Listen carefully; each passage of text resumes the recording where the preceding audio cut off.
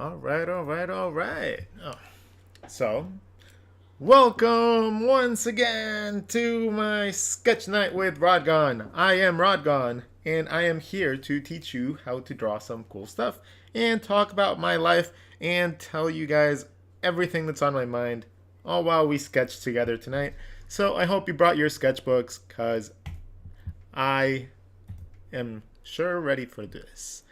So let me just finish setting this up. Maybe make sure that I am here live so that I can answer your guys' questions. And let's do this. Pop out chat. There you go. Okay, so a lot of you guys are still probably going to be joining. And we'll be here in a little bit. But make sure to say hi. I would absolutely love to be able to hear from all of you. Any questions you guys have throughout the broadcast, please make sure to just say it. That way I can answer things and you all get the most out of your experience. Okay, so the software that I'm going to be using today is Clip Studio. And the reason that I like Clip Studio is because the brushes, the dynamics work a little bit better off without having to adjust them.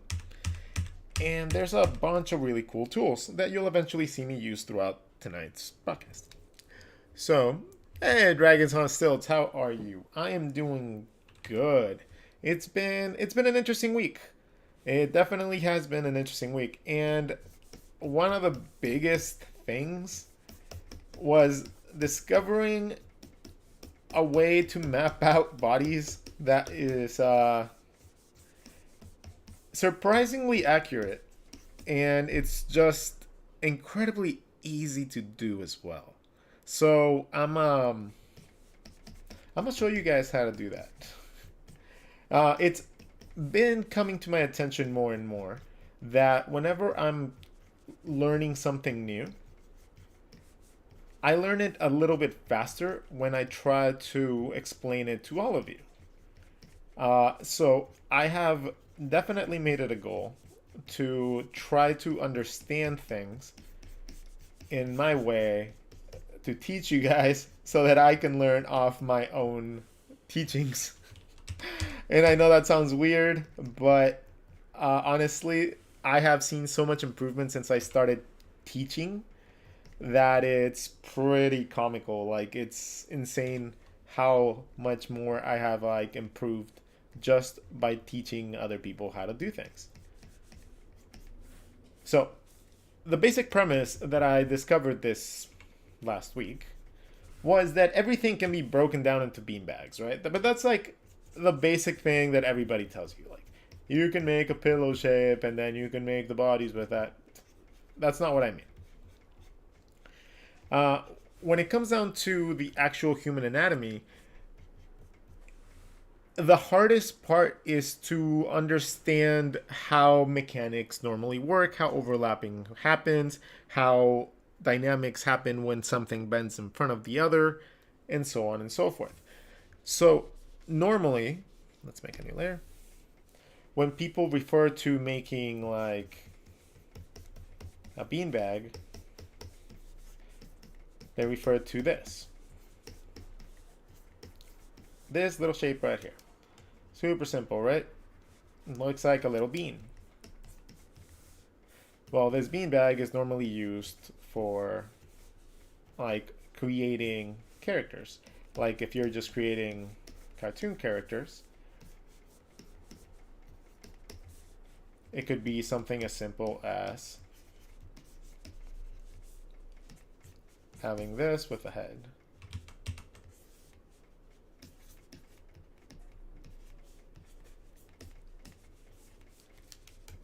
And then you have a simple cartoon character that you can dress and have them do whatever you want. So a lot of very basic animation principles are based off of that. And what I eventually discovered from just sketching and looking back into my old sketchbooks and figuring out how I was working in my mind back when I was learning, is that my best drawings always ended up being the ones that I did like this. I would start by just making a lot of complex, like just one beanbag into another beanbag, and then just making overlapping shapes like this, right? And then from that point on, I would try to find a pose that went along with that. So in this case, if you start seeing these shapes as 3D shapes, right? They have roundness.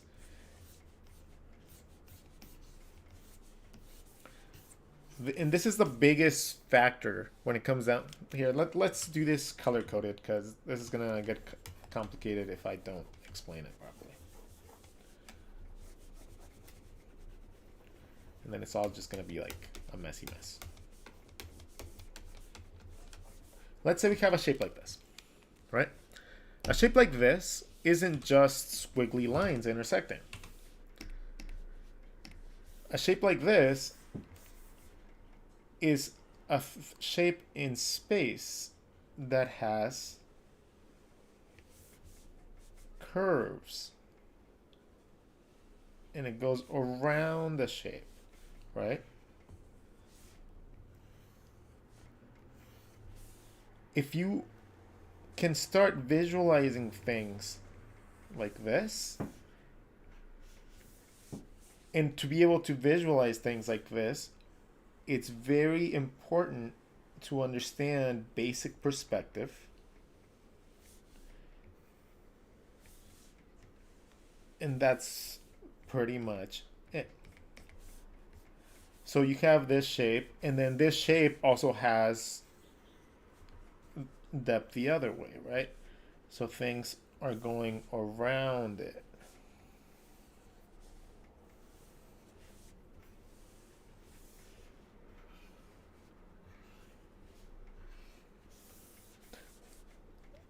And then if you actually go the next step level, you can go and draw the other side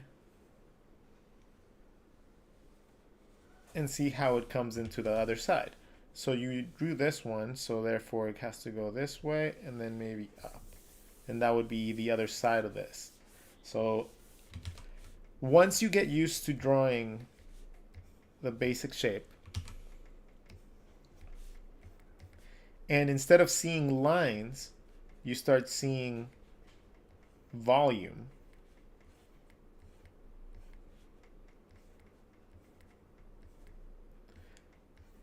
Right?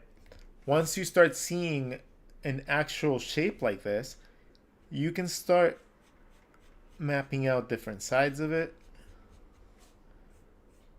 by just coloring in the sides that match right there.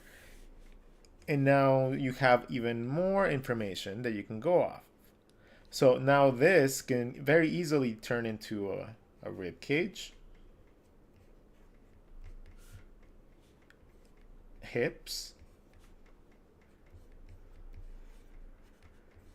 and abs. And then from here, you have your legs, which could be as well beanbag things, just longer beanbags. The feet can be little beanbags as well, just slightly different beanbags. If it goes into perspective, into the front, it can also be a beanbag. Everything in the body can be broken down into a slightly complex beanbag that connects into another beanbag, into another beanbag, into another, into another, into another, so forth. It's just a very fun shape to play with, because even here you can use a beanbag to determine the size of how your head's supposed to be. So your head is about the same size as your rib cage, but that's your head with your neck. So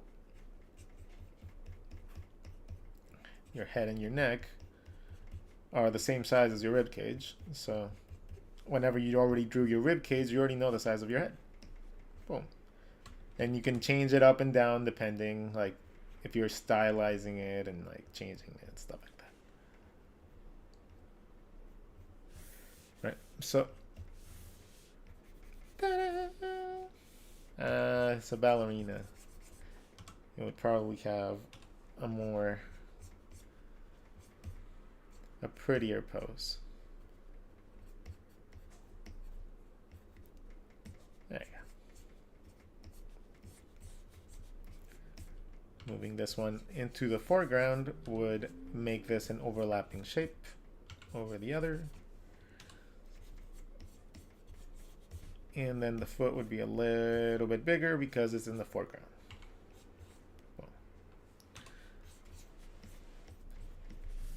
Ta-da! Okay, so let's continue. So once you start seeing shapes like this, and let's even break it down into the most simple basic shapes. Let's just start with these, right?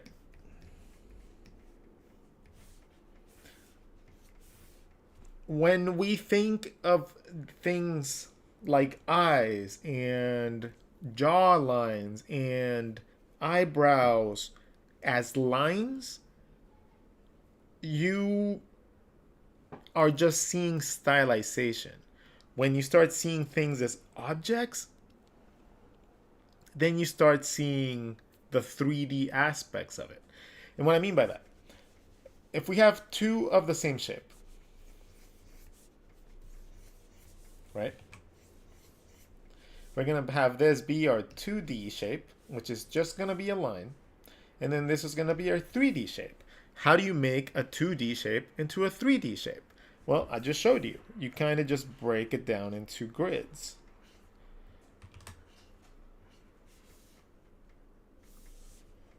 And these grids so feel like they're going around the ball, like a globe.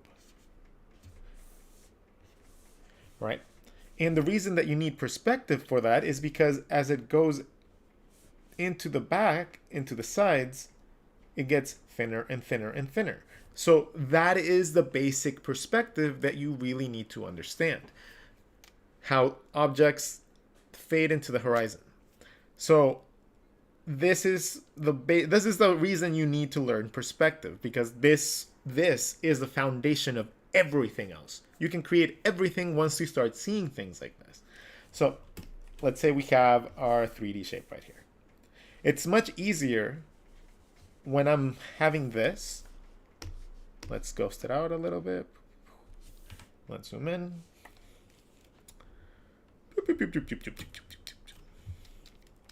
Okay, so now that we're zoomed in, it's much easier for me in visualizing like this to understand where things are supposed to go in a face, because I'm understanding that I have guidelines. I already know that the face is supposed to be within a certain structure, within a certain area.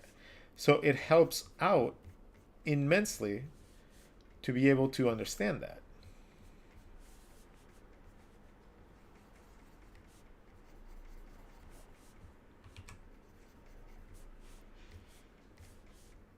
Eek.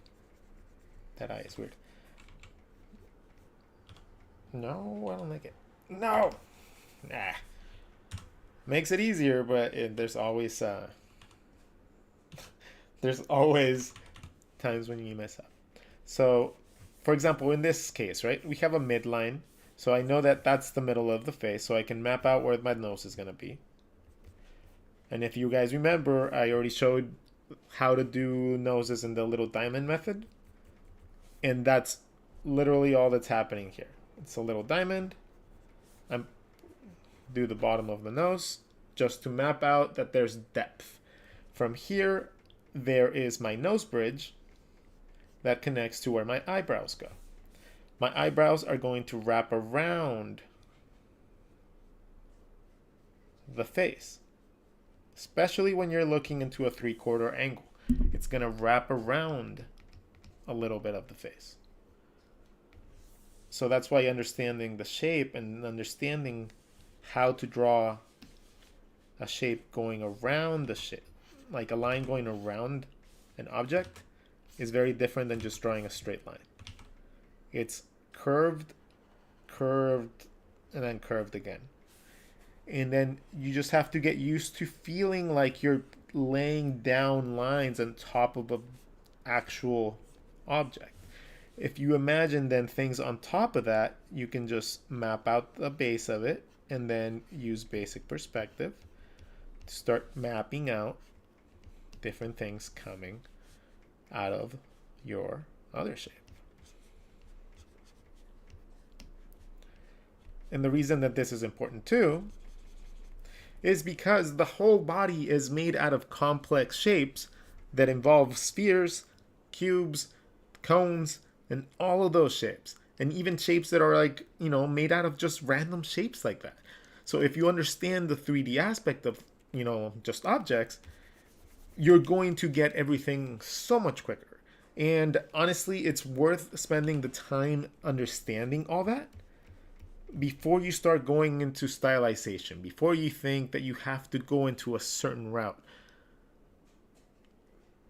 Learn just to see things like this first. And then style won't matter. Style will be incredibly easy to replicate. I promise you. You don't have to be a one-trick pony. You can honestly know everything. And with enough time, you can master everything. But learning your foundations is how you get there. Okay, so we have our eyebrows. Now I know that my eyebrows are going to lead into my eye sockets. Which leads us to finish our mask. Right? Within the mask, we know that we have our eyeballs. And our eyeballs are also going to have depth. So they're also spheres within the eye socket. So the eye socket actually goes down. And then we have the eye socket sucks in everything into a little hole in your skull.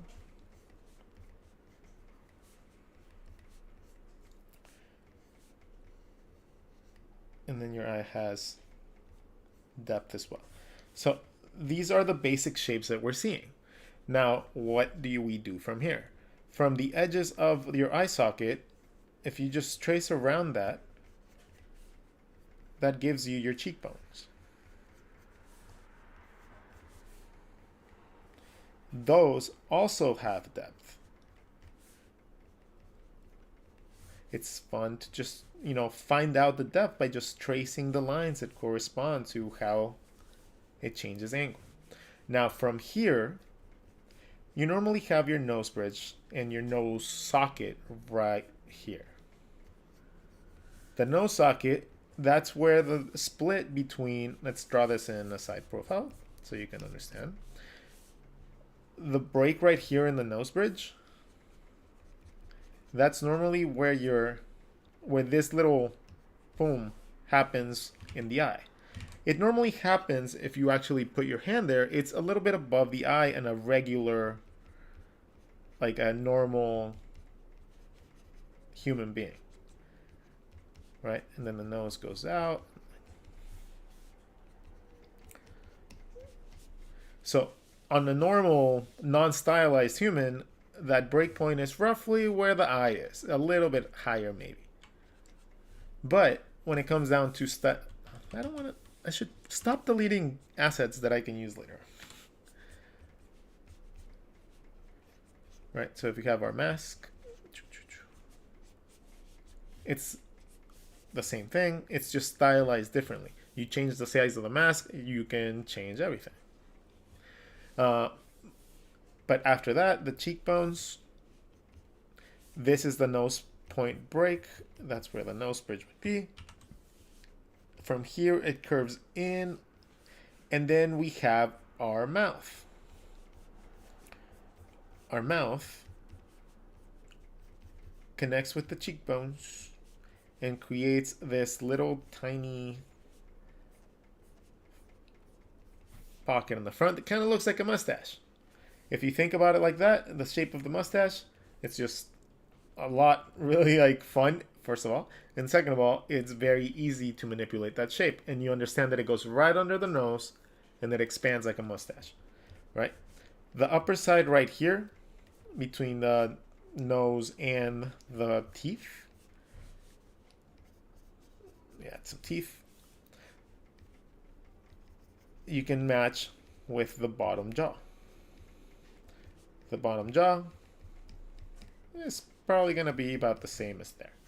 And you're going to have your chin. Your chin is also an object. It's kind of like a little ball or sphere that's right at the bottom of your bottom teeth. Now, you already know where the side of your head is because you drew your mask. This mask gives you the temples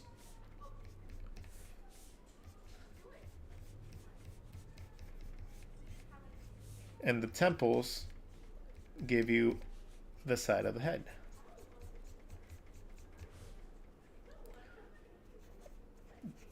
The cheekbones, right behind the cheekbones or underneath the cheekbones, you have the bottom of your jaw. And then the jaw connects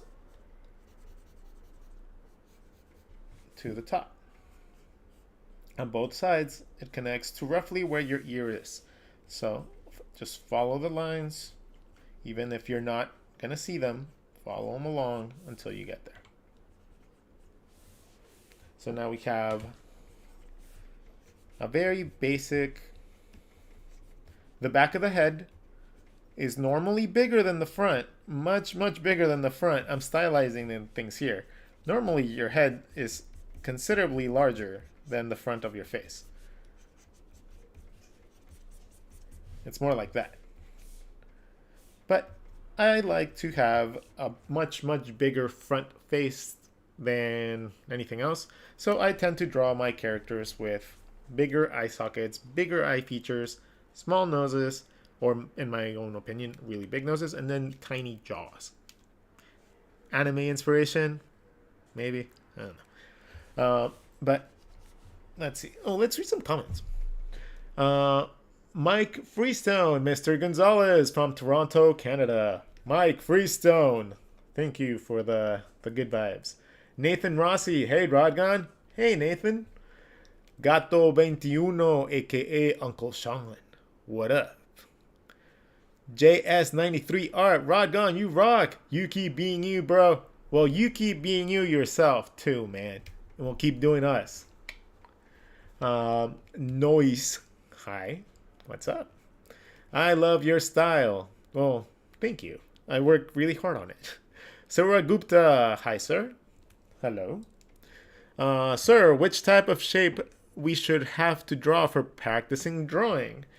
If you want to just practice and literally just have like 20 seconds and you want to practice something, practice drawing shapes and then putting rubber bands on top of the shapes.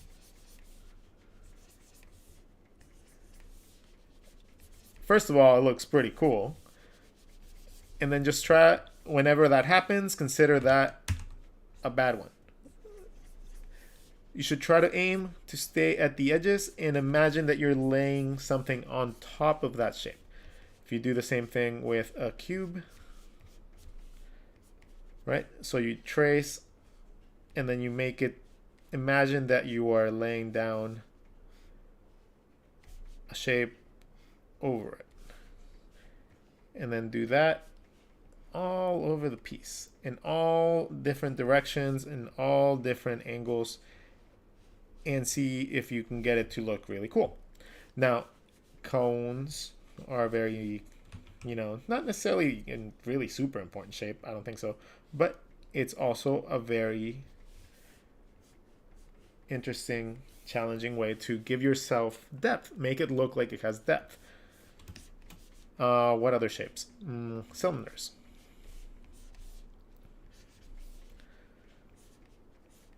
As you get closer to the edge, you'll get thinner lines.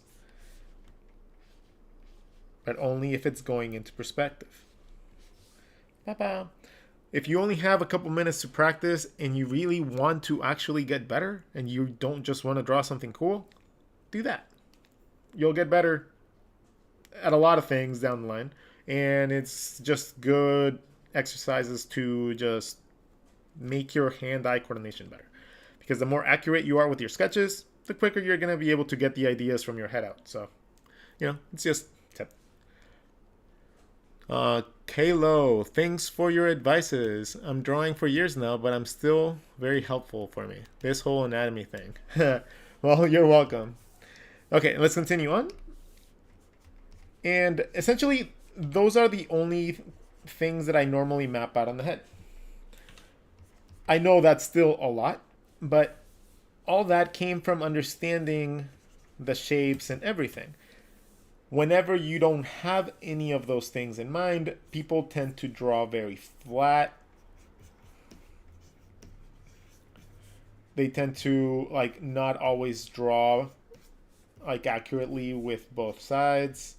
Maybe one side is a little smaller. Maybe you have a bad tendency to draw one eye very, very small, which is a very common thing with people, where they draw a gigantic eye and then the other one is really little.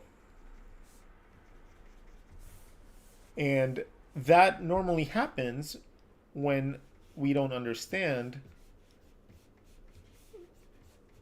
how to map out the basic shapes and their coordinates into perspective. Right?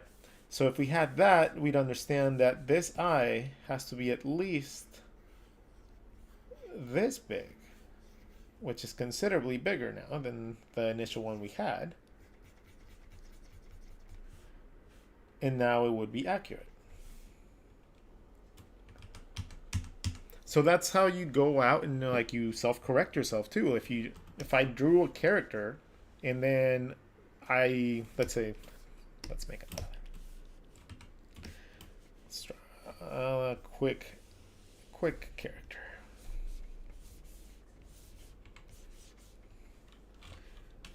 At some point we'll get to drawing what we were supposed to draw tonight. But I really enjoy giving these lessons. You guys tell me, do you guys ever care if I deviate like this? Does it make you all turn away and not want to watch the streams? Let me know, because I can stay on topic. I can try. See, without even setting up a midline, I can very, very quickly map out a character by just mapping out those basic things that I told you guys about. The mask, the nose, the little diamond, the mustache, the bottom teeth, and the shape for the chin. Incredibly quick, very, very quickly. Within this, now we can have, fun. We can stylize it. We can keep on adding more depth to it. Or we can just, mess it up. So, let's say you want a super dark, grimy character on this side. So, for very, very comic bookish looking characters, you normally don't draw the eyes very big. You go with a more subtle approach. Normally the features are not very far apart from each other, so eyebrows would not be super high, so the mask would be a little bit lower on the face. Since the top of the mask indicates where the eyebrows are, the mask would be a little bit smaller. And the beauty of this method is that once you understand it, you can just adjust. I'm going to show you guys how crazy of a difference in styles you can have having it look perfectly accurate. And then you guys can like judge if it's a good method or not. And I really want your guys' honest opinion. Don't care if you guys think you're going to hurt my feelings. Please, this is how I need to learn. So if this is something that makes sense to you guys, or if it's confusing in any part, let me know. I would love feedback on this because I really want to develop this a little bit more and then just really make it a fantastic tool for all of you. So if you ever have like any complications with how I'm teaching, feel free to say it. I don't get butthurt or anything, you know, and I know all you guys love me. So for a more comic book or editorial illustration, you'd have a lot less bold lines, but you'd have roughly, you could have the same proportions exactly as a super cartoony character though. You normally just have to go a little bit deeper into how things are molded. And let me zoom in so we can make this the main focus. What I'm doing is I'm slowly adding depth by cross-hatching. Very little. And the reason that cross-hatching is such a iconic comic book thing is because a lot of the times it has to be done in black and white in the inking, and well, that lends itself to a lot of really cool inking techniques. Okay, so from here we have the mouth.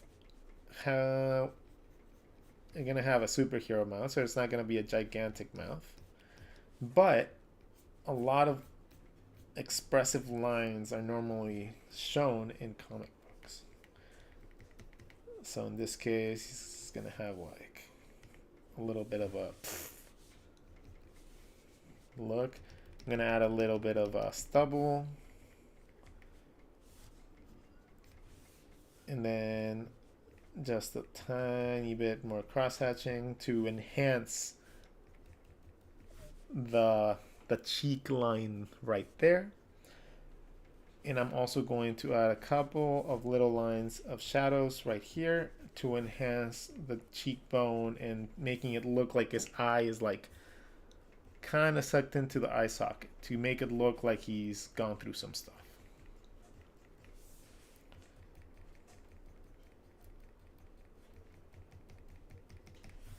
Right? The temples would be a little bit more pronounced. Maybe the top eyelash line would not be as pronounced.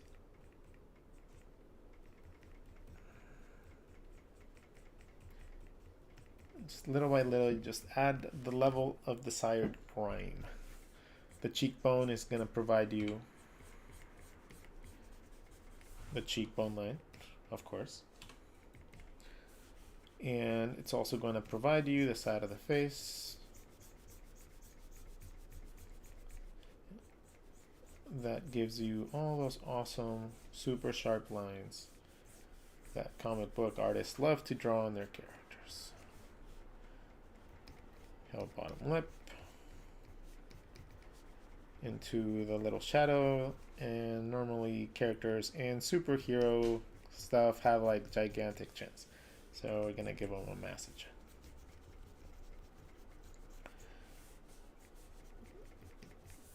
Alright, so we have one side of the face that's relatively very comic bookish, if you want to call it that. Let me see. I think I have to adjust this a little bit better. Okay, there. That should be fine.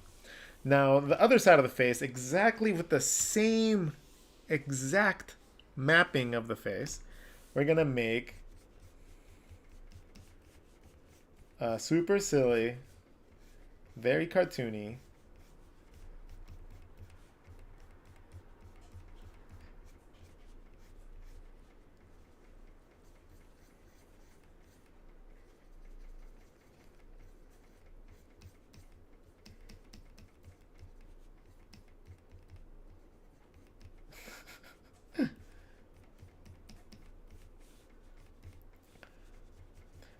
same concept. Top of the mask equals where the eyebrows go.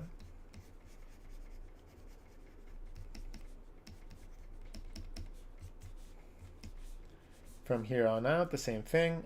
The inside of the nose bridge would lead to having this inside part a little shaded.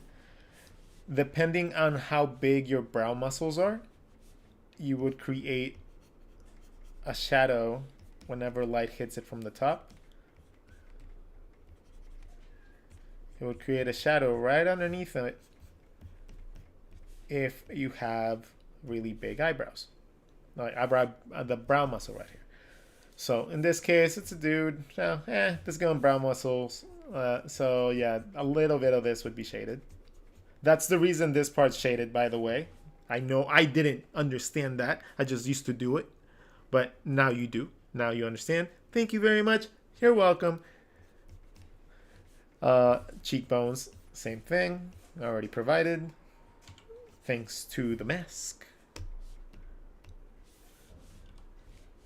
And then the mouth can be... before we draw the cheekbone, we should draw the mouth. Because the mouth overlaps the cheekbone. Like if we extended our lips, it would like extend and then it would push our cheekbones up. So in this case, let's just give them a nice big goofy smile.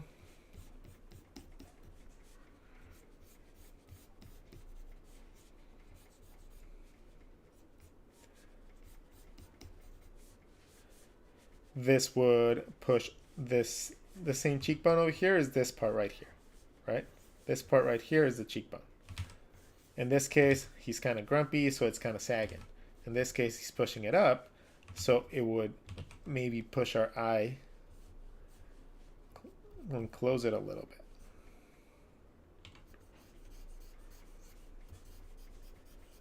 Right? Especially if we're pushing the smile like a Joker type of smile, that's what would happen. Exactly. It would just kind of like push the cheekbone up.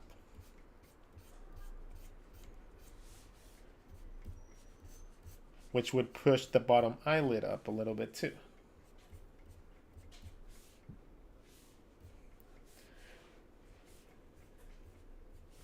And then from here, you can just have a lot of fun. You can have a very exaggerated cheek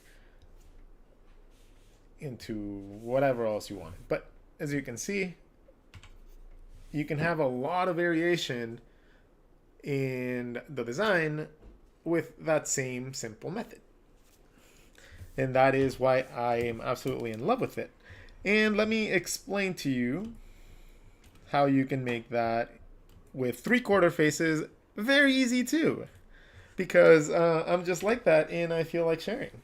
So we have our sphere, we have our middle of our sphere, and then we're gonna set up our mask. Our mask can be set up exactly the same, understanding that it's going into perspective, right? So this side of the mask is a little bit smaller or thinner than this side, but it should both match on the bottom. So this would be kind of what you would see whenever you're drawing a sphere. Now, what happens next? Well, depending on how big your eyebrow muscles are, you would cut into the sphere to complete your mask.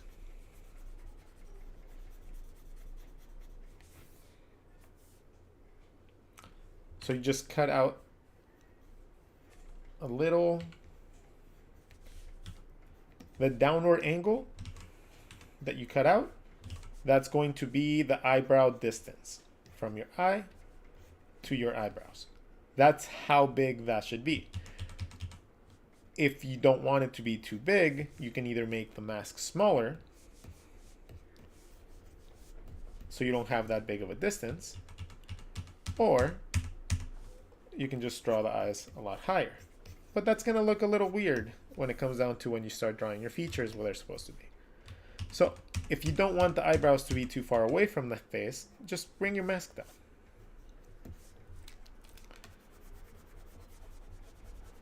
Doesn't always have to be that same size that I did.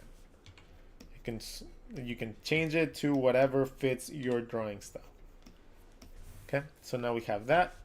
This is going to give us the middle part of our mask.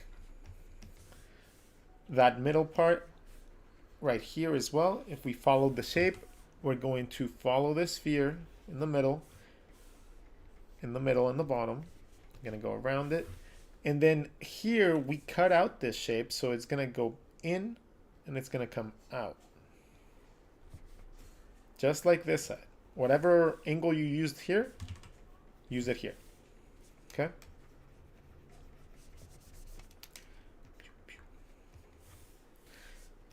Now, this is already going to give you all the information that you need for drawing a face. You already have the edge of your mask, which is going to give you your temple. Your temple is going to give you the angle towards the back of your head.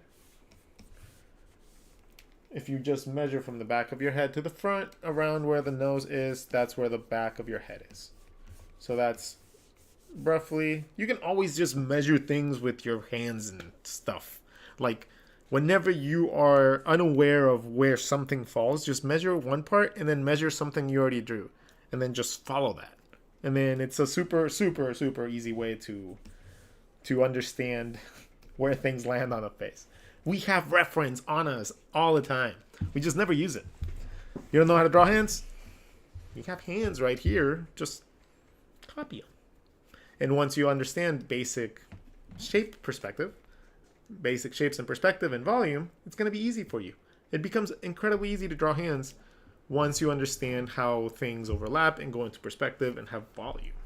When you don't understand that, it's incredibly hard because you're trying to guess things. So let's stop guessing and let's start learning these things. Okay, so now we have our mask.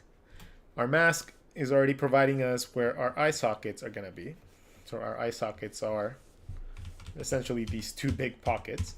So inside of this, we have our eyeballs, and we can decide how big our eyeballs are depending on what style we want to do, depending on what looks we want. In this case, we're just going to do a generic head.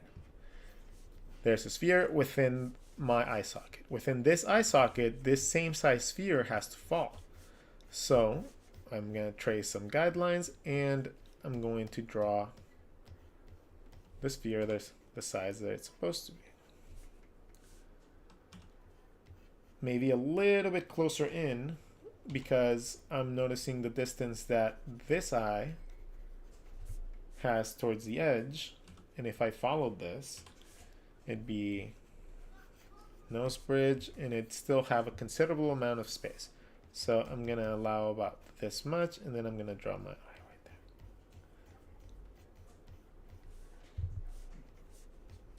And that's going to give me roughly the same size eye that I need to for that side. Now, we have our mask, which gives us our nose, like our nose gap. This little area right here essentially provides you a lot of just visual information. It just provides you exactly where the nose should go. So, in this case, we're going to draw, let's drop this. We have the nose gap right here. And you can start seeing how everything just relates to anatomy and basic understanding of a skeleton.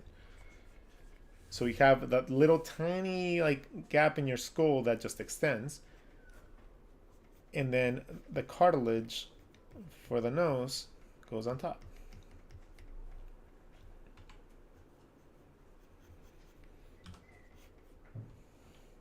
So in this case, it's the little diamond, right?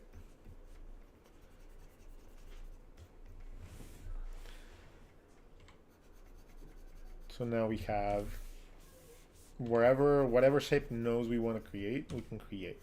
If you want to create like a, villainous type of nose, it could be like that, and that's still a diamond. It's just a different shape diamond,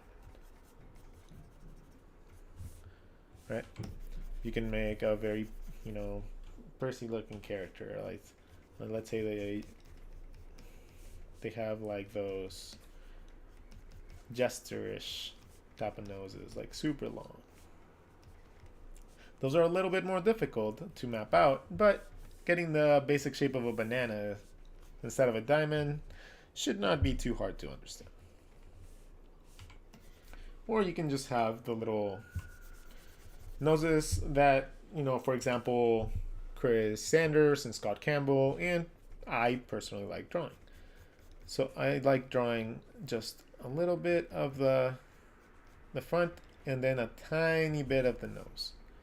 Tiny bit if needed. Most of the time it's just like that. Again, probably very heavily anime inspired, now that I think about it.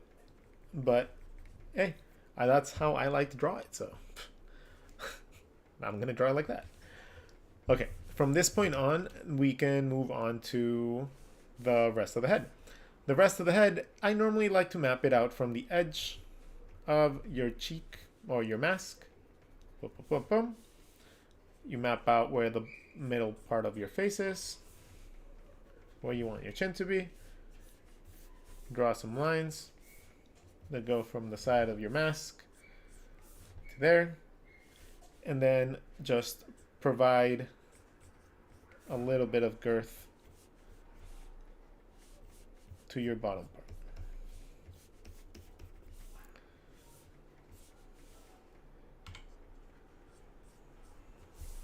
And you tend to get a pretty cool shape for the bottom of your jaw. You already have your cheekbone, so your jaw goes into your cheekbone, which goes up into your brow line. And then from here we can decide a couple other things here. Let's draw the middle of the face first. Okay, the mouth. The mouth is always one that's very, very, very tricky to actually get right. The mouth, if you map it out, it's roughly from the middle of your eye to the middle of your eye. If you expand it as much as you want, it's at the most where the edge of your eye is. So that's like at the most. And remember, this is a complex shape, right? So we have our cheek. In this case, the cheekbone is very, very low. So maybe it's like an old lady. This shape curves around in the front. Remember, has depth, curves around, and this is where our cheekbones are. So I set it there. So now our cheekbone's gonna be right there. So this is the general shape of where the mouth should be. Now, the bottom jaw is going to be relatively big compared to normal other pinups, so that's fine. Or we can just make the mouth open if you wanted to, you know, calibrate for that. But nah, let's just do it like that. It's going to be like an old lady head.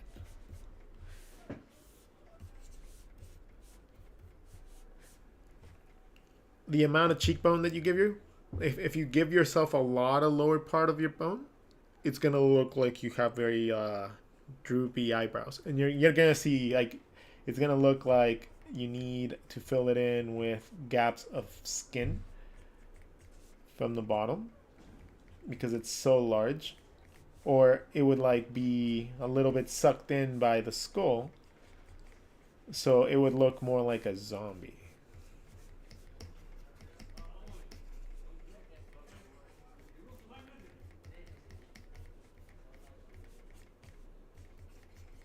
Because these pockets are so large, or I drew them so large, it would actually be the eyeball being very far into that eye socket. So it would look more like like a very creepy character. But let's keep that for now. I'm going to show you guys how to draw different eyes in your sphere that's your eyeball. So I normally like to map out the two edges of the eye. If you want to make just a normal eye, you can just have one side be the same as the other, right? So when it comes down to eyes, you got to understand that the eyeball, the only part that shows is a tiny little slit. Like it's just a little tiny little slit that opens up and shows your eye, and it's round, right? So the whole sphere is not really being shown, so I like to kind of just show the front part of that sphere, right? Just map out the front part of that sphere. Then you can forget about the other part because you won't see it. Now, this front part of the sphere, you're going to wrap a couple lines around it. They go around like we did in the other ones, right? They go around the shape. So we're going to go around this eye from that point to the other point. And then right back at it. From that point to that point, going around the sphere. Because that curvature that you're seeing right here, that curvature that you're seeing is not like a style. It's just the eyelid going around. It's the eyelid going around the eye. And these are the eyelashes normally, like just coming out from the middle too. Like, so they're not just lines. They're going out from the middle and up, and then you can make them nice and long, and they go around the eye as well. Right? So that's one concept that was just like impossible for me to understand. Like I just could not understand it for the life of me. It was so hard for me to understand that. But when I started thinking like this, that's the middle, it became so incredibly easy to make like any, let's say I want to like have really up angled eyes. Just meet those two, and then I just show a little bit of that eyeball through the rounded shapes that go around that sphere. And then the top of the sphere becomes the top of the eyelid. And then the bottom can become the bottom of the eyelid. And then you have the basis for a very, very cool eye. And that concept can be made a million different ways. That concept can be just as easily done with almost every eye shape there is. Just wrap the upper line differently. Now we have some like droopy eyes, right? Or we have some very droopy eyes.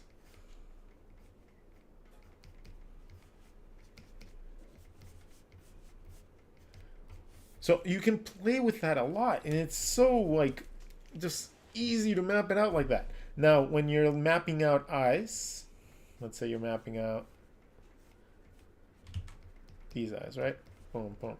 When you're trying to map out these same eyes on this side, it's wrapping the same way.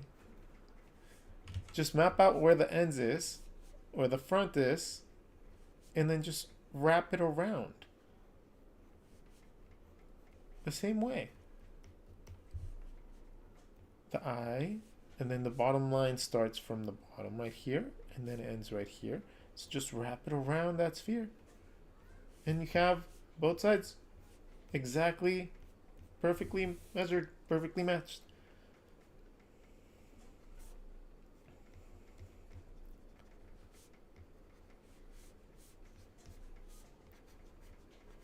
The upper line can provide your eyebrow line. Let's say the mask was up here. So then my mouth could technically go up to there.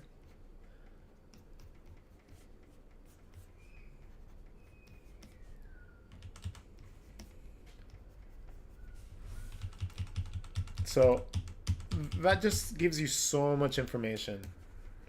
And eyes, doing them like that, it's just so easy. It just becomes so easy. Learn by just doing this exercise. Draw eyes. Make them all pretty if you want, if you want. Right? And then just practice drawing lines around them and seeing how they look. When you draw eyebrows or eyelashes, remember the eyelid has volume, right? It comes out. There is volume to these, to the upper lid. There's also volume. It like literally lays like a little blankie, has a little bit of depth. And both the bottom and the upper eyelid have a tiny bit of depth. A tiny bit. Like, it's not very noticeable. But there's a little tiny platform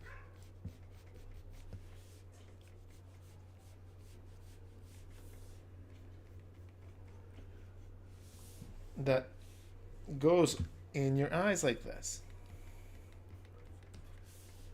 Right?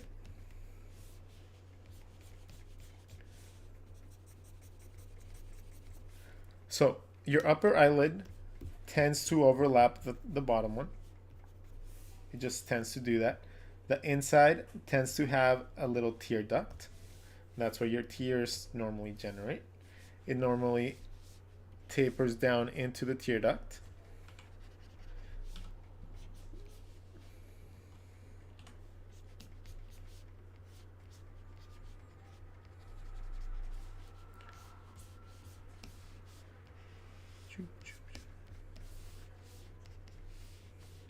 That's weird. So yeah, like, and then the eyelashes come out from that top light, like it comes out into perspective because they're going out from the front. Boom, boom, boom, boom, boom. The bottom ones as well. They come out and they follow the same perspective. They wrap around the eye. Okay. Let's go back to reading some comments. Oh, wow. You guys actually commented a little bit.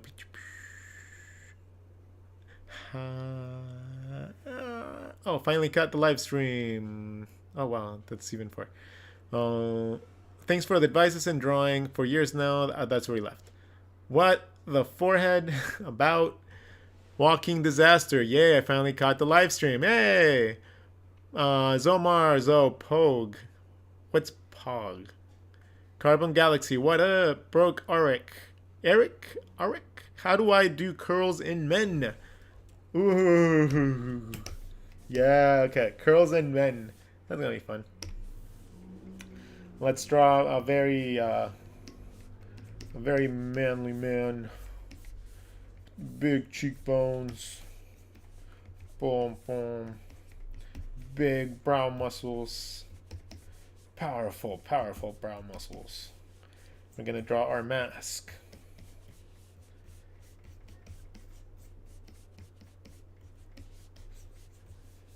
We're gonna mask out where our mouth is gonna be. Our chin, we're gonna split it. We're gonna give them a little little thing. Sides, and we're gonna give them a very strong nose.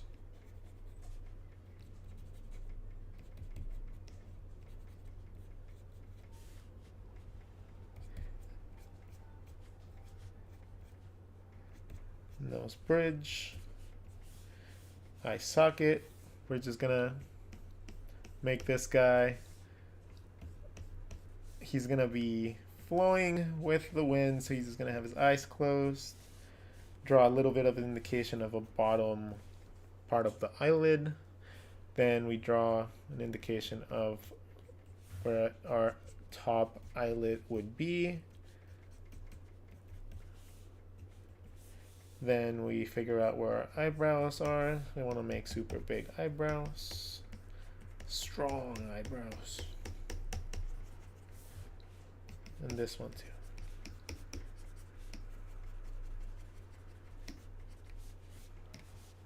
He's gonna have a big smile. These are the teeth. Remember, this is not the line for the mouth. This is the line for the teeth. So the teeth are right here and right here. Right? Those are the teeth. Unless the mouth is open, the teeth are going to stay there.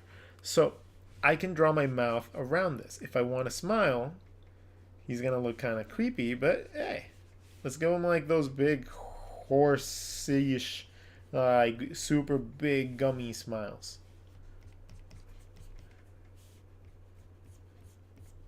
Right, and then this bottom part, I already have my bottom jaw mapped out, so I just gotta do is trace around it, and then I can even exaggerate things. Because I already know where the teeth are, I just have to draw the lips that go around it, and I can play around with making the lips in any way, shape, or form I want. As long as it goes around that, it's gonna look great.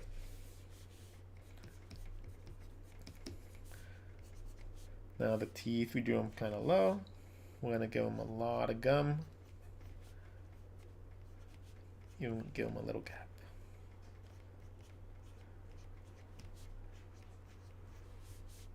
There you go. Alright, our cheekbone line would go up and then down again, up and then down. There you go. Okay, now we're going to get into the head, and we're going to do the curls. How do we do curls for men? Well, you do curls for men exactly the same way you do curls for women. It's just the hairstyle. It's not any different. The first thing you do is you map out where your head is going to be. In this case, I want this guy's head to be about this big. Right, I'm going to set my forehead, and I'm going to set my hairline. This case, he's looking down, so maybe the hairline is going to be right here.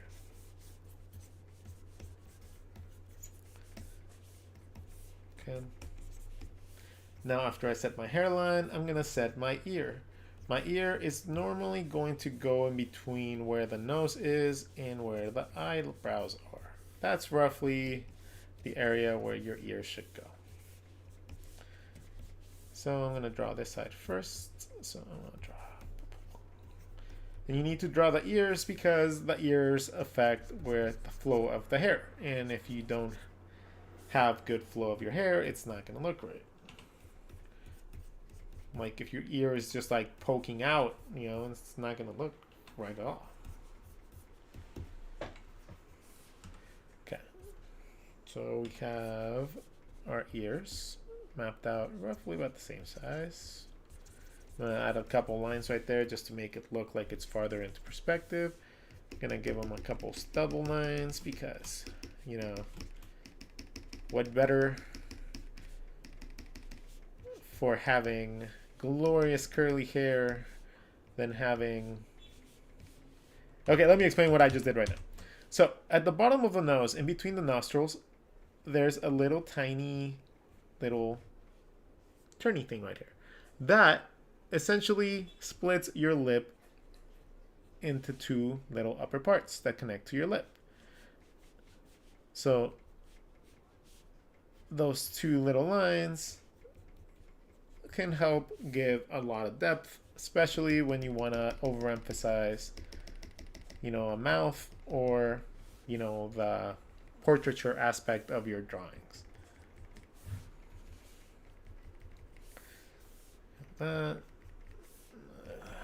Give them some little beauty lines. And now let's get to his build. Oh, let's draw his neck first. He's gonna be buff, so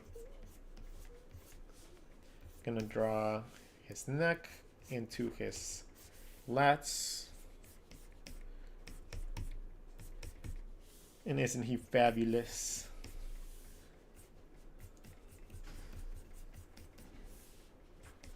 By the way, drawing female pinups is not the only thing to draw pinups of.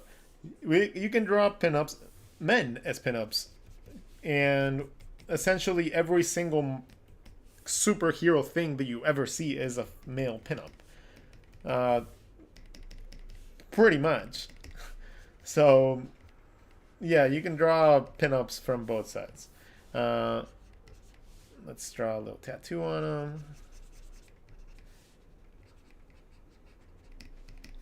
And now he's ready for his curl transplant. Let's give him a little bit of a shadow underneath so it brings out his chin.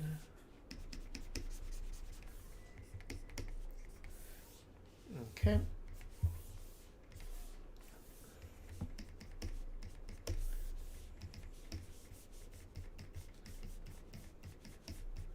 I like that hairline. Okay, now let's... It's too tall. There you go. That's better. Okay, new layer. What color curls should be put? First answer while I read is going to get it. We'll draw the curls that color. So far, let's go back down. Curl, so glad I caught your stream tonight, Sumarella. Hey, Sumarella, you're here often. Thank you so much. So, any advice for perspective poses? I'll go into it a little bit, but honestly, just drawing the shapes like I taught you guys at the beginning of the stream is gonna make all your stuff better. Tunes, Zup! Brandon Madding, kinda something. I don't know what you responded to. I'm sorry.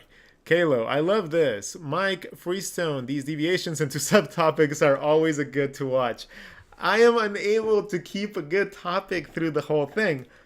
I'm sorry. I just get excited and then I start going into things and I don't know. It's just more fun this way. Let's see. Alessandro Crepel. Hey, Rodgon, first live watch that I watched. Nice work, man. Thank you. Robinson Fernandez, not at all. This is what I'm personally here for. I try to become a sponge when I watch your streams. Aw, that's a good thing. Walking art disaster. No, keep doing it. We learn a lot and it's so fascinating. Wait, what's fascinating? Seeing how you think about the process. Oh, thank you. Gabe Morales, what's your advice when you feel like you have lost creativity? All right, we'll leave it at there and we're going to go with Redhead by Luana Gibson. We're gonna draw a beautiful redhead curls on this man. So we're gonna choose our base color. Then the first thing that I do is I try to understand where my hair is gonna part. So in this case, we're gonna just give them like a side part. So let's say our hair is gonna part right here. And again, it goes around the shape, remember? So it's going to go all the way around to the back of his head. But we only see this part right here. Now from here, we get to decide how the hair is going to flow. Now, if the hair is nice and poofy, which curly hair tends to be, it's not going to be just falling down. It's going to have a little bit of volume and then going to go down. So I'm going to draw just basic lines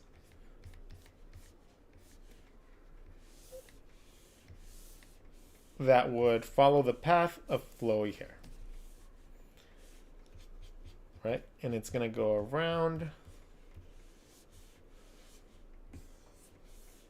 and this is why understanding how things wrap around shapes is so important. Because it's not just for drawing eyes and drawing boring things like apples and stuff. It literally sets you up. They just don't tell you this when they're teaching you this. If they told you that learning to draw an apple will teach you how to draw a fantastic pinup down the line, would you do it then? If I told you that if you learn how to draw perspective and you learned all those boring principles and lines and rules, that you'd be able to draw the best comic books in the world. Nobody tells you things like that. If you learn like that, then it'd be so much different. People would just be fascinated by the basic concepts of perspective and anatomy, in lighting, in color, and all the things that people find so boring. It's not boring. It's literally what makes it possible for you to get that stuff out of your head. But nevertheless, let's continue. The hair flows around, and I'm just setting it like a straight hair right now because that's just the flow that I want for my hair. In the front, I'm going to have it flow across his forehead. And then the rest of it kind of flow to the side into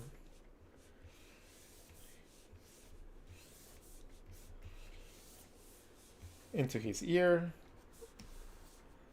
and then back out. And then I follow those same lines going around the shape. You don't have to draw every strand, but get enough to where you can get a good understanding of volume. Right? So now that you have your general flow, you can see why the ear was important, because a lot of hairstyles involve things wrapping around the ear. So now we have our basic flow of hair. I'm going to map out where the shadows would be. Right? Now, what do we do from here? From here, you can ghost those lines out. And you already know that if you follow that path for those hairs, it's going to look flowy. It's going to look like it's flowing on top of his head. So now what you can do is take that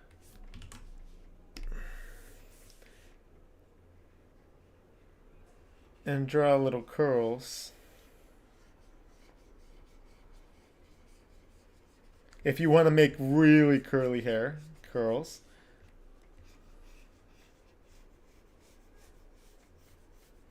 You can alternate the direction of them. But another way that you can do it is, I forget that it does it. Just draw lines and then add like a tangent line with it. And then it'll look like their curly hair. And then do that throughout the piece.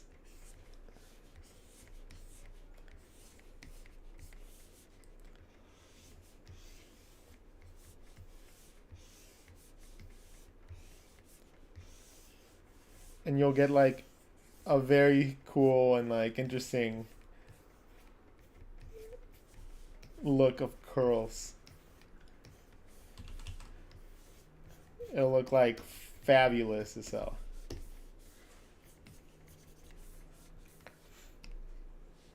And then after that, you just fill it in with whatever color you want. Let's make it a slightly lighter color.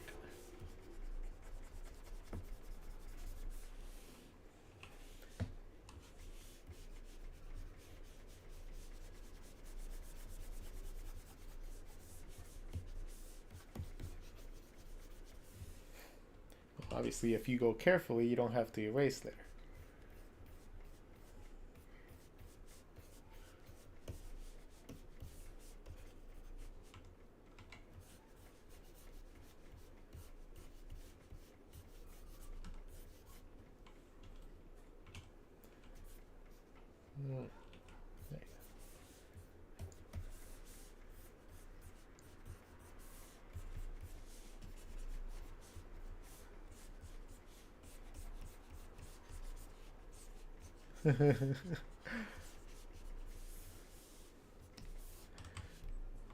Then if you really wanted to add even more depth to it, you could just go in and then start adding different slight shades to each one of these. Let's go down the size. So each time that the hair changes direction, you can just add little streaks going up, going down to the side, following the hairline, and then you can just add a ton of depth with just different tones.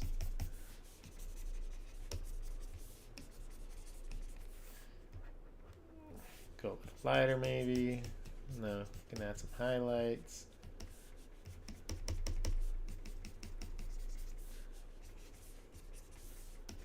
Add some more shadows. You get the idea. You can add a lot of depth really quickly and, you know, create like some fascinating, like super fun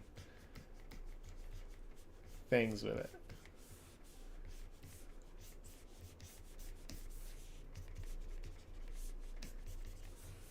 But that's how I would go about doing curls, honestly, and like most glorious.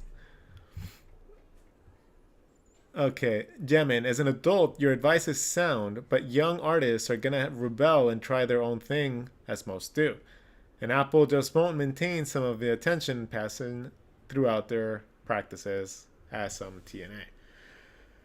Honestly, that's the reason that everybody ends up dropping out of art. So I will, like, absolutely try to make sure that young people understand that I would say about 90% of the people that I grew up with creating art that wanted to do it on the professional level ended up dropping out of their path. And it's because they didn't capture those foundations.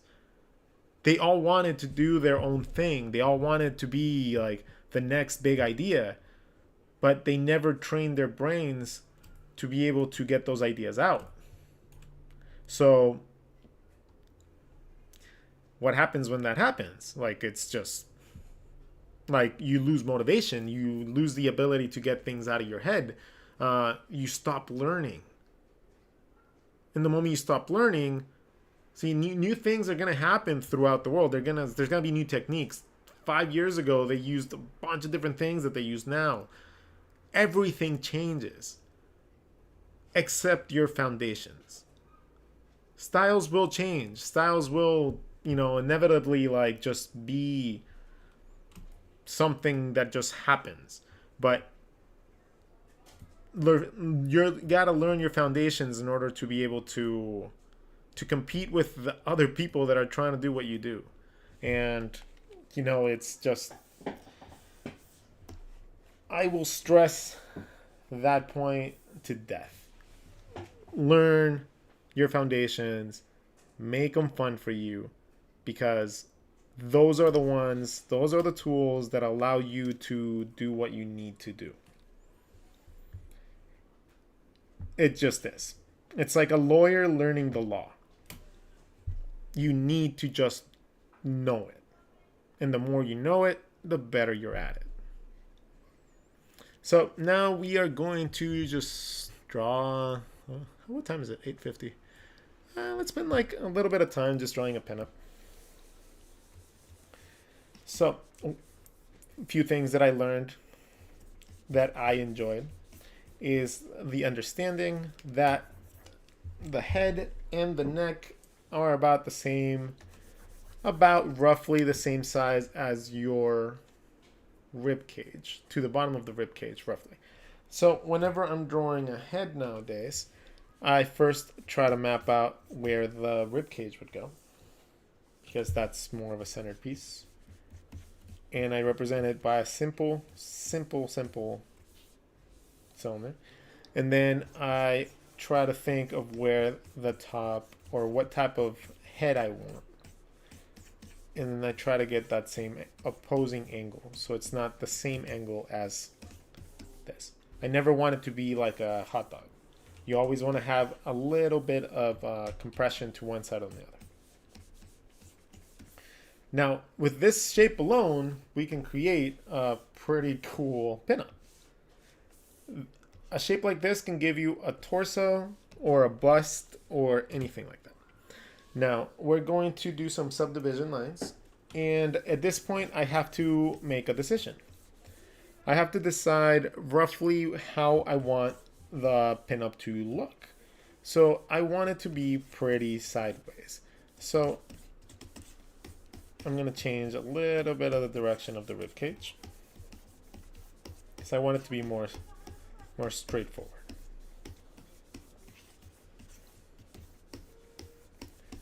Right? And then maybe I want the face to be sticking out a little. Right, so something like that. Maybe I want a longer neck. So at this point, I'm going to start mapping out different parts, different angles, and just drawing lines until I find the lines that I want. All right, so I'm liking this angle for the back of the head into the spine. So the shape of the rib cage is going to change a tiny bit. It's going to come up. Now, this whole thing has to fit the neck and the face. So, if you want to understand how long your neck should be, okay, do you see this section right here? The section right here? If you just double that, boom, you get the length of your neck. That's for a realistic, drawing. I'm going to exaggerate that a little bit. So I'm going to have the chin folded down, hits your clavicle, which is the middle of my neck. So I'm going to have that right there. And that's going to be where my chin is. And that same distance is the distance from here to the front of the neck. So it's going to be roughly something like that. Now, the jaw, it goes up, doesn't go straight up. It goes at a slight angle. A slight angle. It angles back. It doesn't go straight in the middle. It goes up. And then the ears come out from there. But now I get to decide what angle I want her to be looking at. Do I want her to look just straight flat to the side? That's kind of boring. So I'm going to give her a little bit of bottom of the jaw into the front of the neck. And now she's going to be looking up a little bit, which means that I have to maybe bring the jaw up a little bit. And now this is roughly where the ear would be.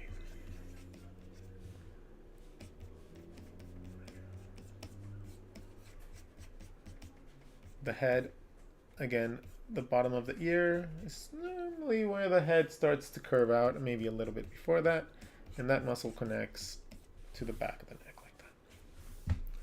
Now, from here, I start mapping out my mask. I map out the middle of my face, and then I get to decide how big of a mask I'm gonna want.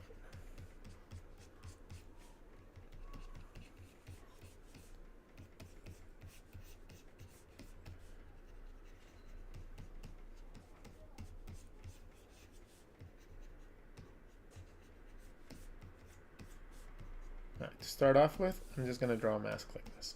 Okay. I will adjust it as needed.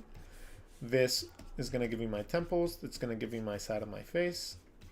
Tracing the outside of this is going to give you my cheekbones. And my cheekbones are going to lead to where my mouth is going to be. Alright, so now we have everything that we need to mapped out in order to move on and start stylizing our character. Now we have everything that we need. We have a perfect placement of where everything is supposed to go. Now, if we're going to go into the body, let's just see.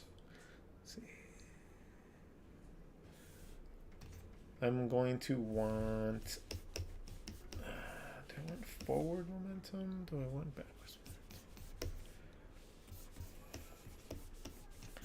Let's see, I'm gonna draw a blobby and then just try to like figure out shapes. Do I want the arm to be back? And then like how we're doing something here.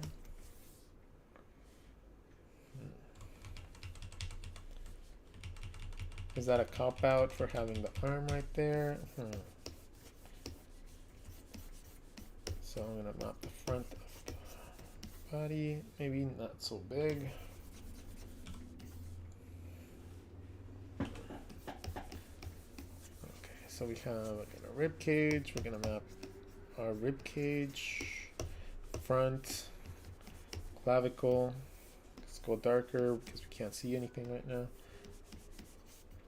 So clavicle is in the middle of our body, which means the middle of our rib cage is right there, which means the bottom of our rib cage curls around and it goes up and around our body. Right? Our spine is coming from the back to the back, and this is essentially going to create the back shape of our body. The clavicle and the collarbone wrap around you. They wrap around you like a bad signal. But the simple way to go about it is to draw just a little line like this. From here to the middle of your shoulder, from here to the middle of your shoulder.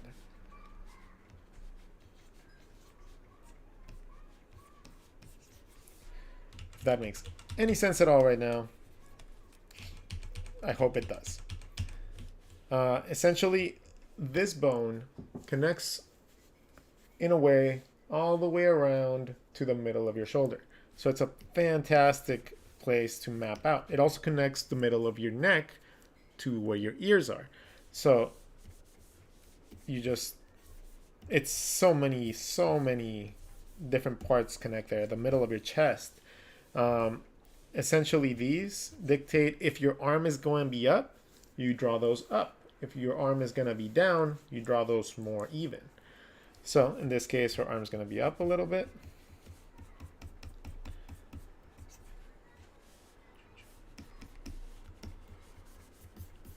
Right, from here, the other shoulder is going to be around here. But I don't like that perspective, so I'm going to change it. I'm going to bring this arm down a little bit so that I have a nice action line going from side to side. Okay. Then from here, the shoulder is kind of like a little shell that covers where your bicep comes out and your tricep. The front tends to be where the bicep is. The back is where the tricep is. Then this connects to where this little pocket is right here. And if you can see, if you flex, it creates a pocket. When you don't, it doesn't. It just goes into a bump into the other muscles. So from here, you get a bump into the other muscles. And that's only if you wanted to draw the arm like that. Let's say we want to draw the arm coming this way. Draw the lines. Your arm, when you fold it up, I'd say up to your palm is about the same length from your shoulder down. So let's say about that would be good. And then we'd have our hands.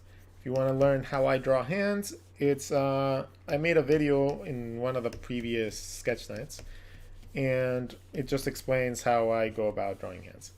Kind of like I draw them like a piece of paper, and then from there I like to draw the digits, and then I connect everything.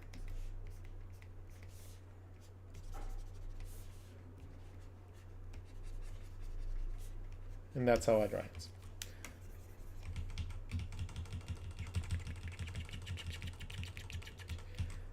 Okay, so for now, we're just gonna leave that there. And we're gonna just have a basic hand shape. Maybe she's gonna be a boxer or something, like a street fighter. Big shoulders, strong shoulders. Okay, so now figuring out the rest of the body. Now, breast tissue, chest tissue, tends to be connected roughly with your shoulder. If you look at your shoulder, this muscle right here, the inside part of your shoulder, connects to roughly where your breast tissue is. So from here, I know that my breast tissue, regardless if it's a man or a woman, would be in this general area.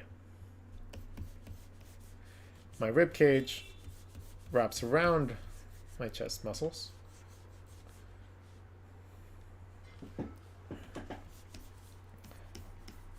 And your abs and everything also wrap around your chest muscles. So you tend to have a lot of things on your chest. Okay, so we have that. As we move up, we have a little bit of your traps, which are the muscles that wrap around your neck. And then that connects to your neck, and that connects to the back of your head. The front, normally this is a very difficult part for people, and it's a difficult part to draw, period, because it's hard to get it to look right. But normally, it's a lot easier if you map it out in 3D and you understand a couple concepts. And I'm going to explain it to you right now. So this underside right here, all this is just loose, flappy skin right here. This part right here, right? So the shape underneath, you can map it out and it's pretty flat if you just look at it in a very basic way. So it ends up looking like, let's see,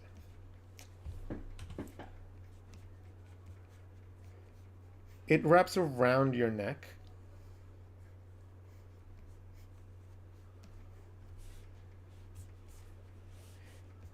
So the bottom of your neck ends up having like this flatness to it that connects to the rest of your neck. Oh, that's a horrible concept. Okay, hold on.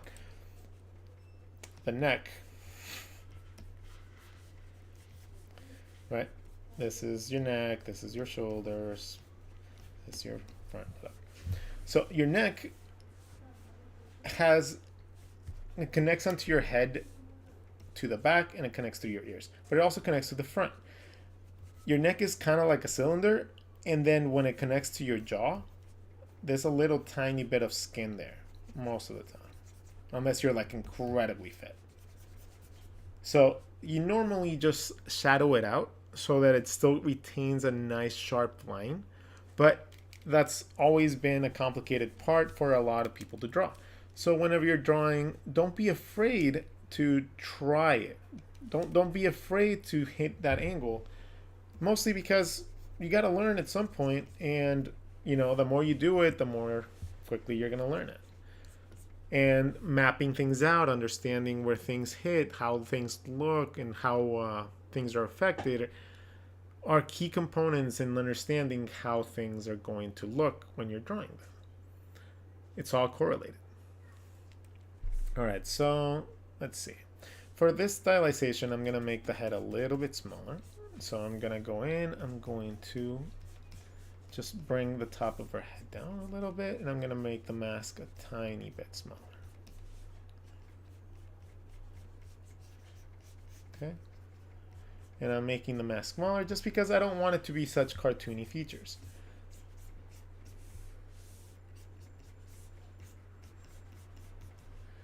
Okay, I'm gonna have my mask, my temple, the middle of my mask, into my nose pocket,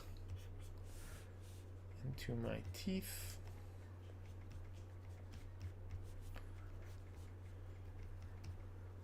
into my jaw, to the other side.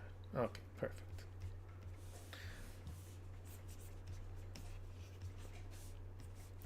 Now I'm also going to map out roughly the eyes that I'm going to want for this one.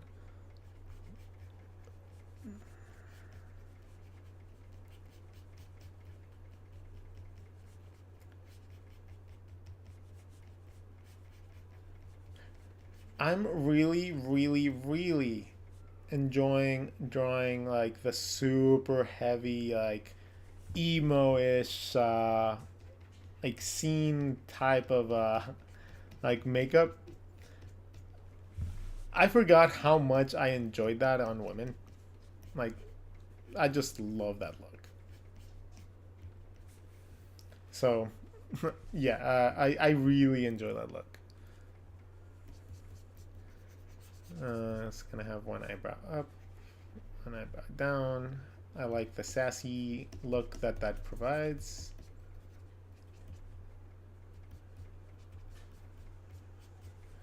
And now I'm going to map out where the nose is. I'm looking at a reference of a very like old like 50s pinup,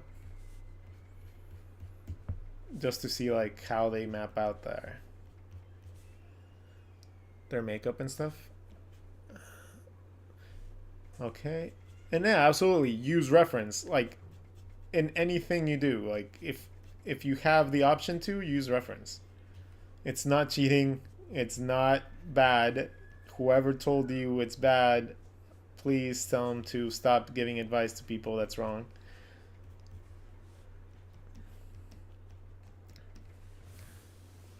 And let's see, what should we have her do?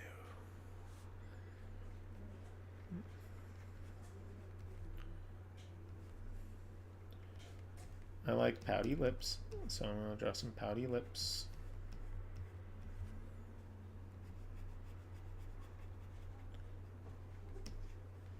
And I like big pouty like glossy lips. That's the kicker right there.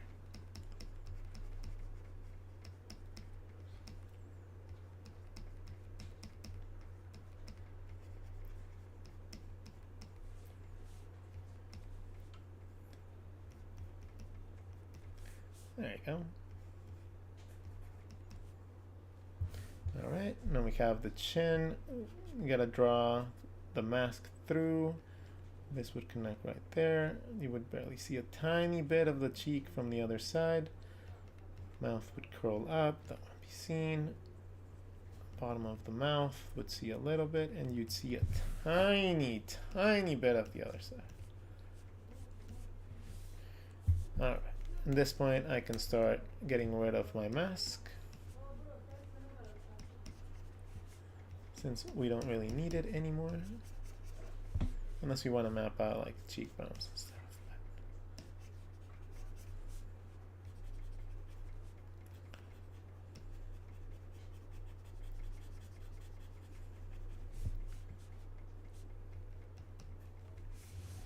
Ooh, we could make a space cadet.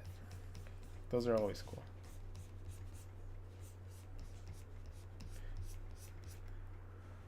Yeah, let's make a space cadet.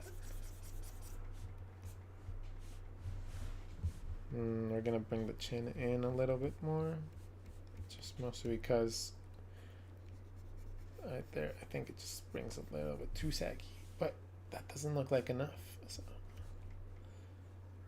it's such a fine balance to make it look right.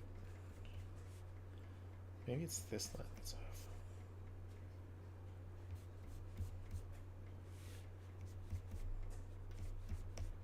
Maybe it's just, I need more shadow. Sure. Okay, from here, let's add some little highlights to the lips.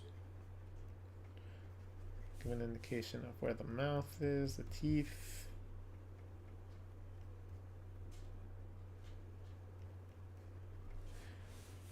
Now, let's see. Do we want to make her space good? What do we want to make her? Leave it in the comments while I finish. What should we make our little pinup?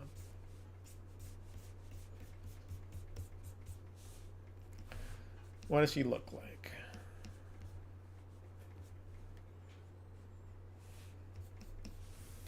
Let's see. Let's look at the chat. Maybe you guys said something. Doop-a-doop-a-doop-a-doo.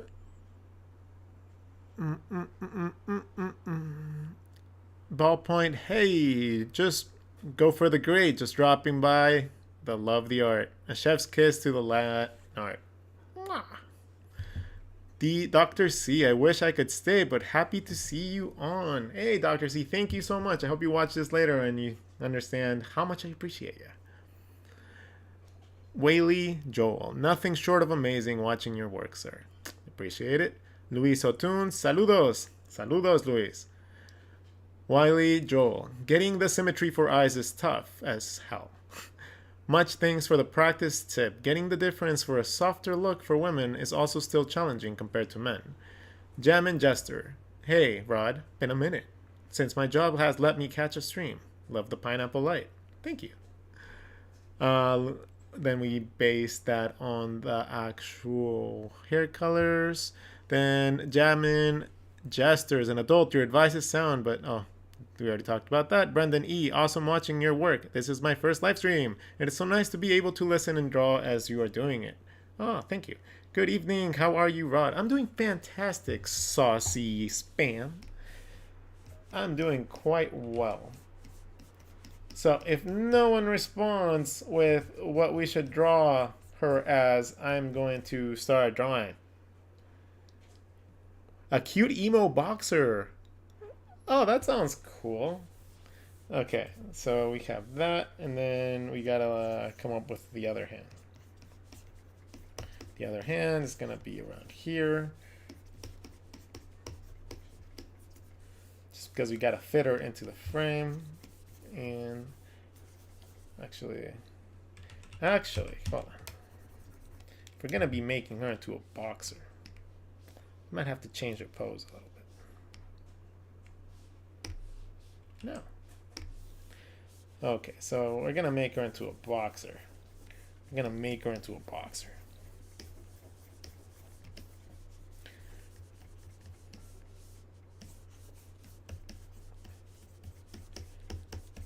Okay, this is another way of sketching that is very effective and is one of my favorite ways to just visualize things and not just start drawing curvy lines and gesture lines in the shape of the whatever I feel like actually drawing. So if I'm drawing somebody going like this, I know shoulders have to be up, so I'm drawing little shoulder lines like pull. I know the arms have to be swinging, so I'm drawing swingy lines until I find a line that I like.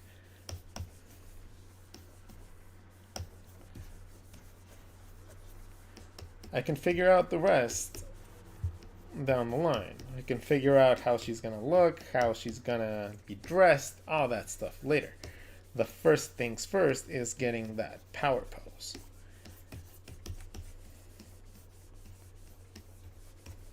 And the power poses tend to come easier when you're just drawing fluid lines that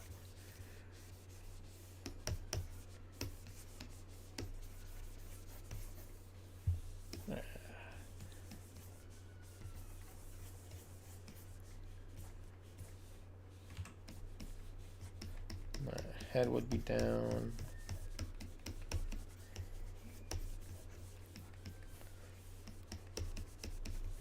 Shoulders would be up. Hands would be up.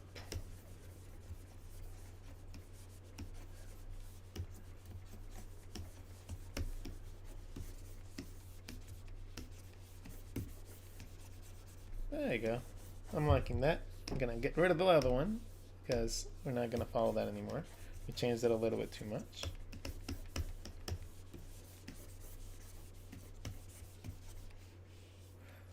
Alright, we have a nice strongish pose. Let's see if we can make this into a more effeminate pose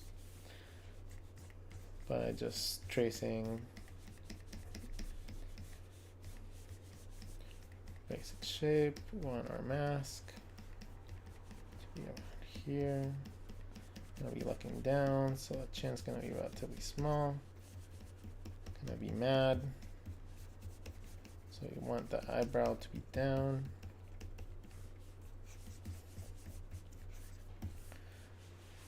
And then from here, we gotta determine what kind of fighting we wanna do.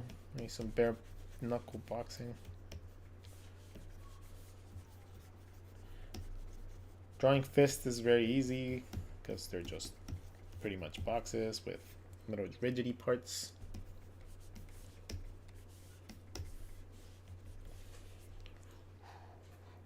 So, looking at this, if I have my hands right here, one hand is going down a little bit and then up, and then this hand's going down and then up. So, just quickly using my own body as reference, I'm able to come up with the proper pose that's quite different from my sketch, so you can see. From here on out, I still want to show a little bit of her body, so I need to make sure that I'm not covering everything or every possible aspect of her body with the hands. Rib cage into, depending on how we want to draw the hips. Do we want to draw her shifting to the side? Yeah, I think I like that. So she's going back and then forward.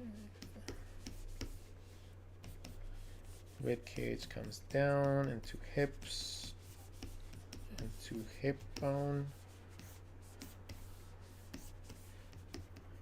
into hips,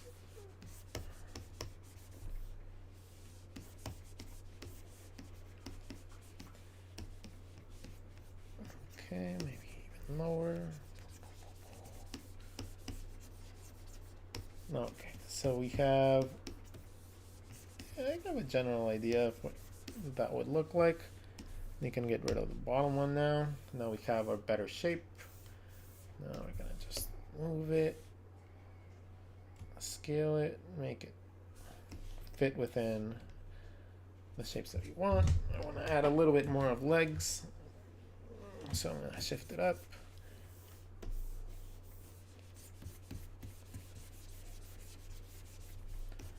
And I wanted to add a little bit more legs so I could show the leg coming down like that.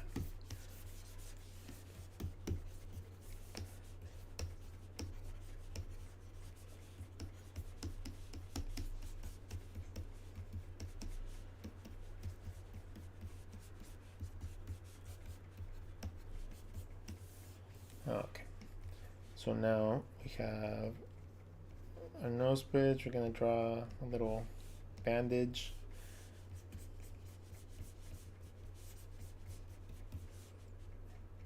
That's going to give us our nose, the bottom of our nose.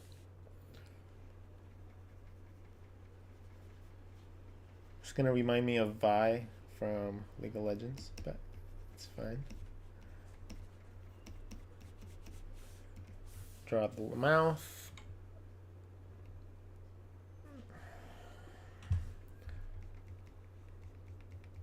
Clear up so you guys can see what I did.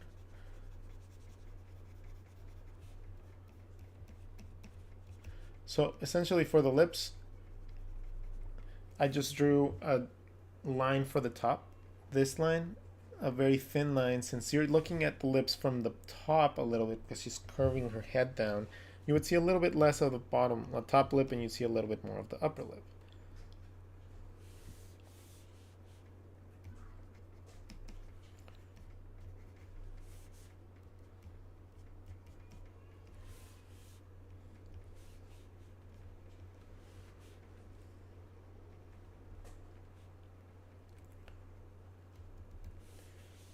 Okay, and then just slowly, I'm just gonna start mapping out the details, making sure that everything looks balanced as I do it. And if it doesn't look balanced at this point, I go back and change it immediately. Because if it just doesn't look right in the face, this is the most important part to me. The face, the head, is the most important part of the drawing for me. That's where all the soul is. That's why I focus so much energy into facial expressions and such.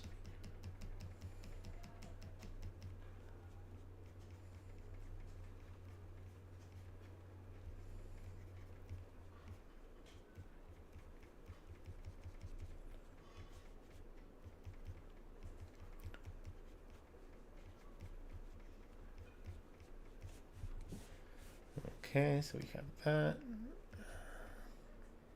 Let's map out the other side.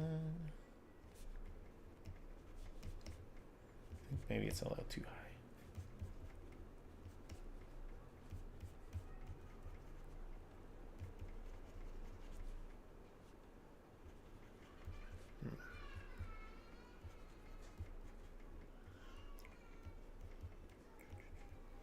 And sometimes it just takes refining like this for a while, you know, like, and sometimes you end up hating it.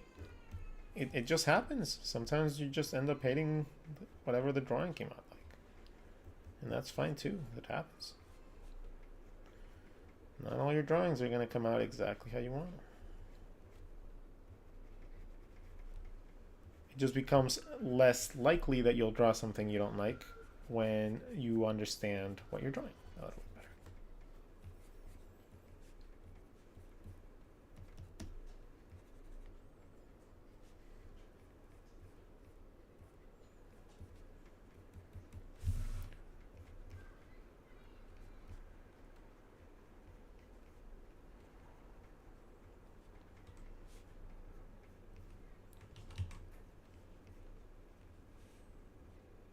There you go. That's a good face. Scrunched up.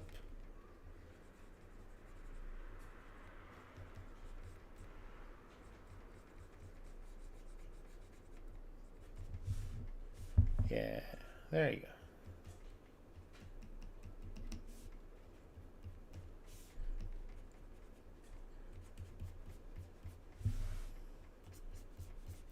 And then once you have the face you like, you start adjusting everything within the pinup to fit that feature. I know it's kind of like a weird way to go about it because it's a lot of back and forth, but that's just the way that my brain works perfectly. Like that's just my method. And it tends to come out with some pretty fascinating things. So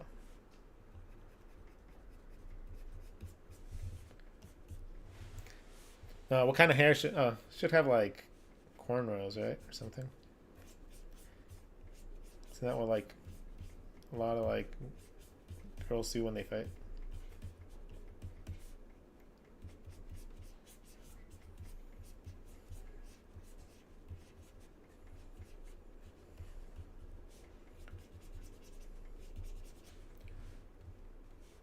And then I'll do cornrows, but then I'll do like a ponytail or something.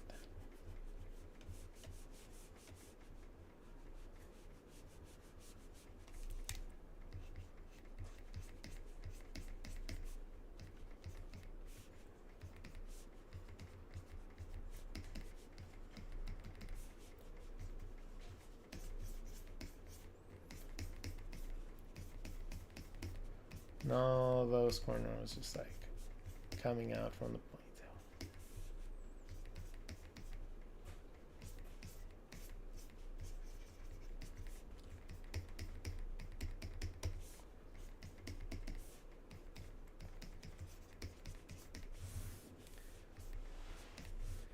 She's here. She's here to like kick some butt though. Like, let's be serious here.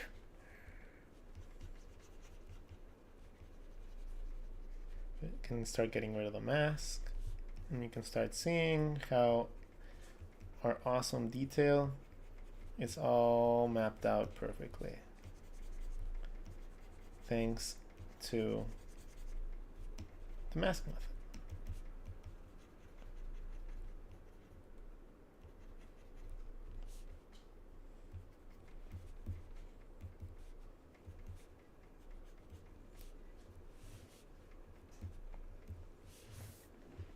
Okay.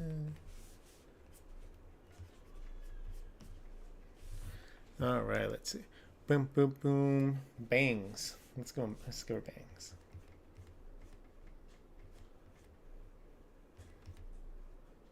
There you go. Oh, wait, no, we said we were going to make her all emo. Yeah, we said emo. This hairstyle's not emo. Okay. Well, I like the shape of the head. So we're going to maintain that. We're going to maintain where the hairline is. And Emo Girl. What do emo girls? It's just going to look like Jinx.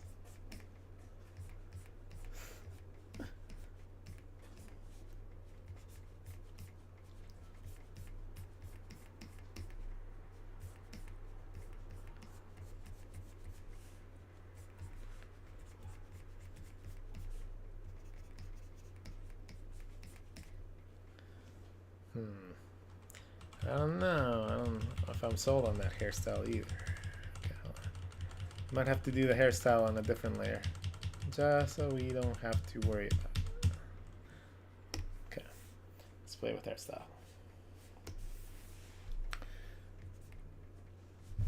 So we want to make it like Jinx would make the bangs, and then we'd make the hair, right? But we don't want to make it too much like an existing character. So what is the typical things of an emo girl? Normally hair covering her face. But I don't want to cover her face completely.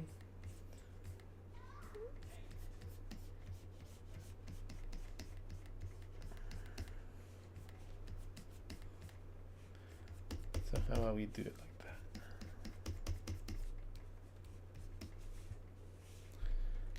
Or we do the whole Skrillex haircut.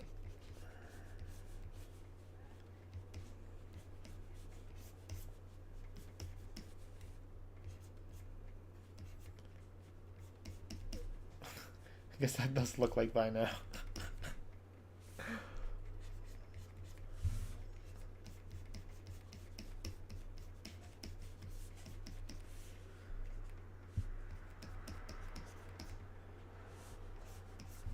I like it.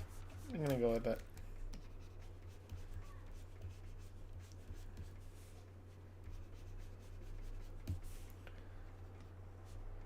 And then this side will be short.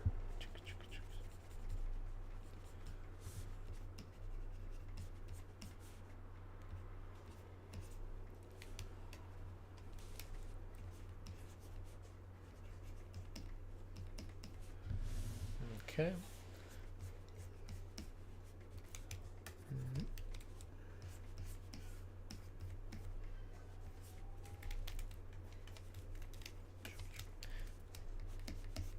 Trying to figure out this hairstyle.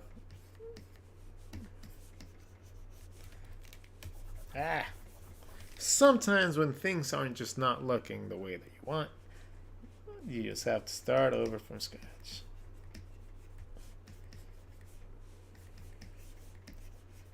Let's try. No. What should look like with a hat?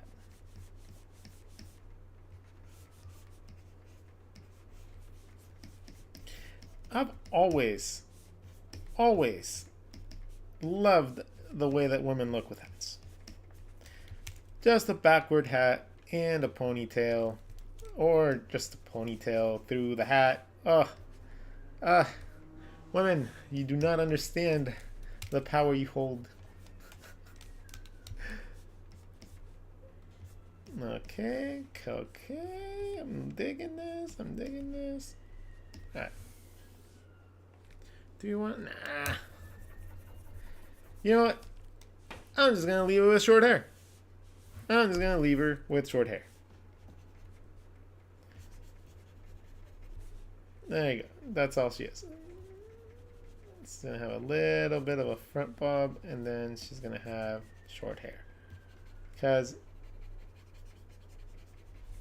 it's getting on my nerves.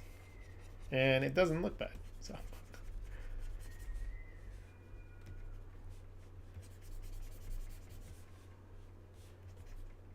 okay, have the edge of the head. There you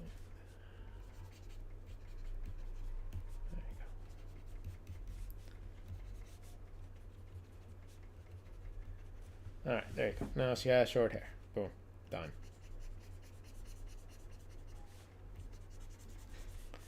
And now we're going to slowly work down the body.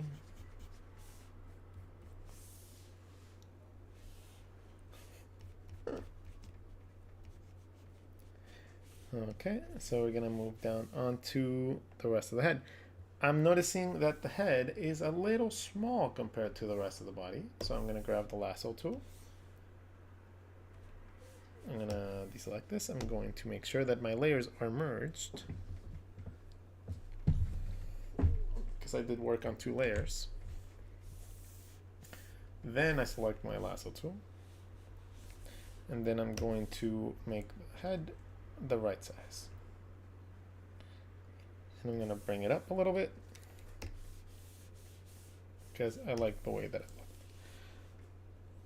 looks. So from here, the ears to the clavicle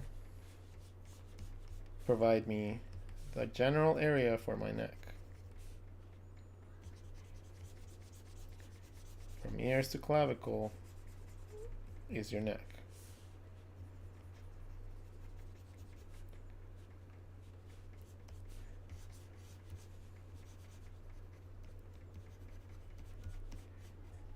Okay. That's going to provide me the little shadow underneath, and it's going to give me the collarbone that's going to take me to the middle of my shoulders. If you're curious how wide to make your shoulders, your shoulder, when scrunched up, hits your ear. Boom, right there. Boom, right there. So scrunched up shoulder hits your ear.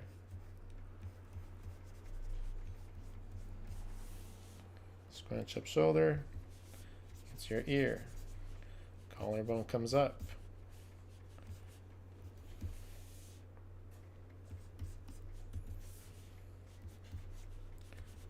Okay. The actual shoulder muscle connects to roughly halfway through the collarbone from here to here. No, like a third. It's just somewhere around here. Like it's not necessarily exact, I guess, but it doesn't just float on the outside of the rib cage. It connects to the collarbone at an angle like this.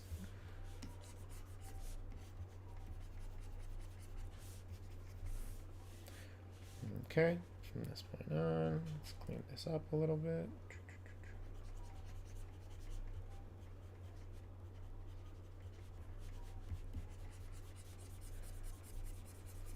Okay, this forearm, I'm creating a foreshortening effect.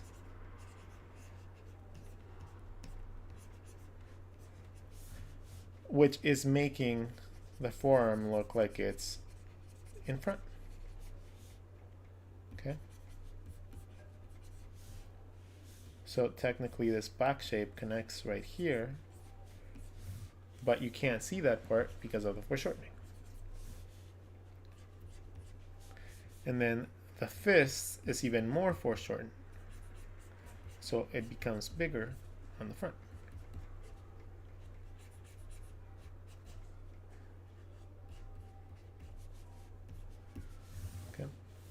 So that's what we're doing here. And she has, it's gonna have like gloves or something.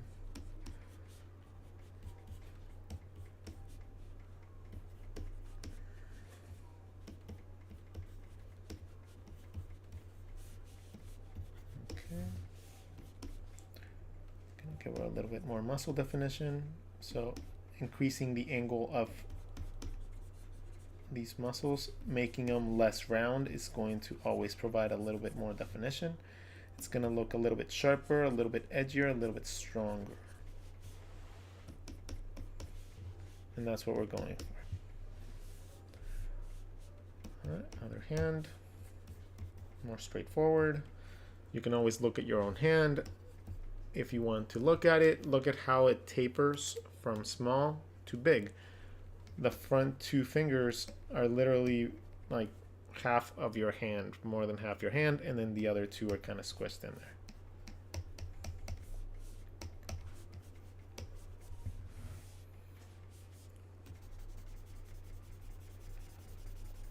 Okay. Start getting rid of all the excess lines.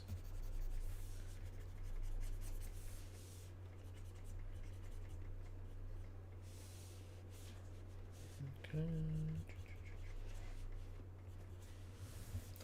All right, it's coming along, kind of cool.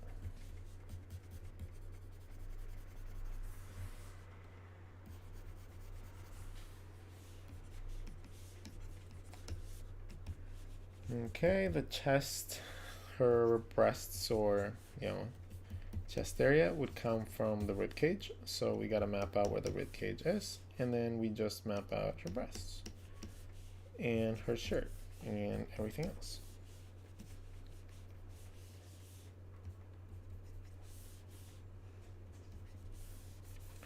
Okay, I'm gonna have her like, couching in, like bringing herself in, so she wouldn't be like pronouncing her chest anyways.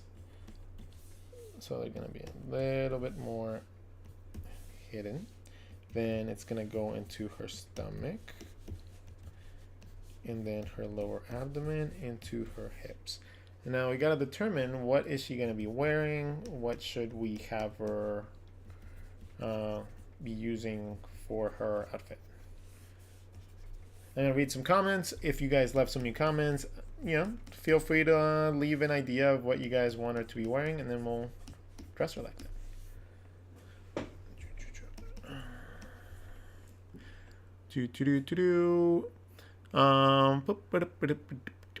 Saucy Spam already said that. Andy Llamas, cute emo boxer, LOL. Keep the brother, love the art. Ooh. Wily Joel, spiky short hair. Can make it spiky.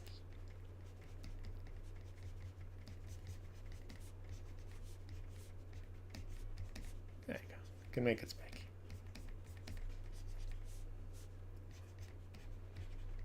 There you go. A sexy alien girl. Bangs with maybe a ponytail now. Corn rolls was the winner. Shirt and shorts. Well, that's not very out of the norm. Come on, man. Let's do something cool. Give me a challenge here.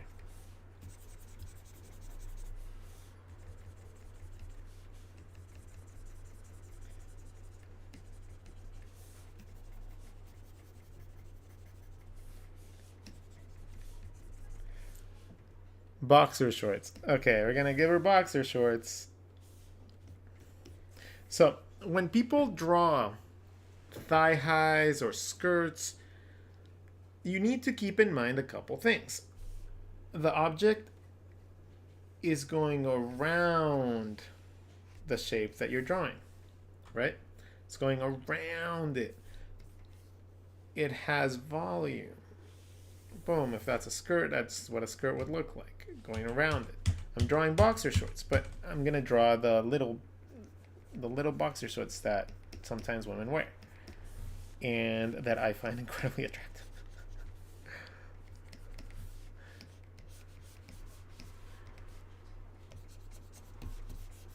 So I'm gonna draw some boxer shorts.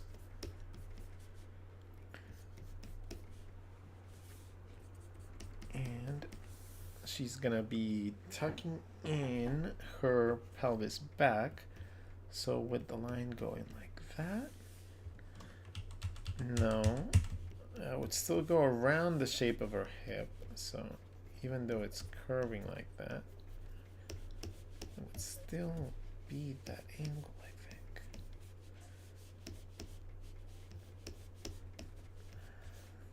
Yeah, I think so.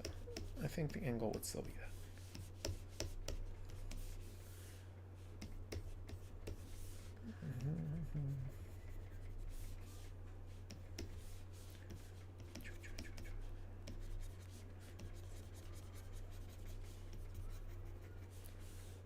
Okay, so we're getting there, we're getting there. Slowly, slowly getting there.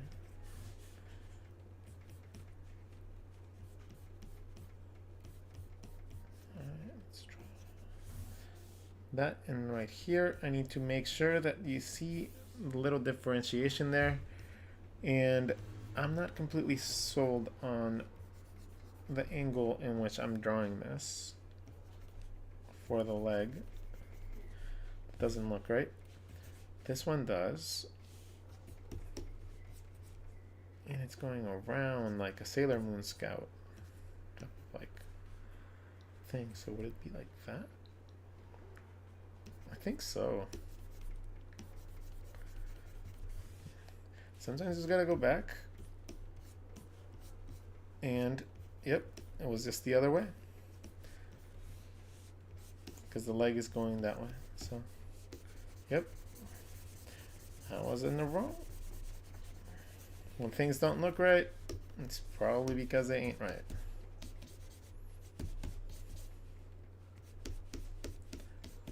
Okay. Okay, legs have two big muscles that I like to show. They have this the inner thigh has a little tiny like ball there, and that's what muscle that I like to differentiate.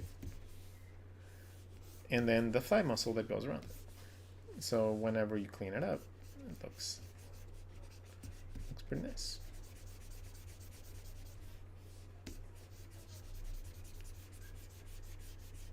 Depending on how muscular you want to make the character.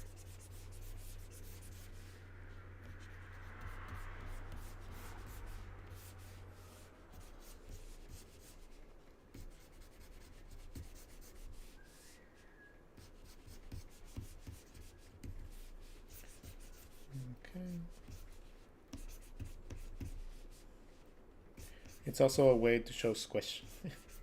And every time you can show squish, show squish. Okay, now we're gonna get to what she's wearing as a top. As a top, maybe a tank top.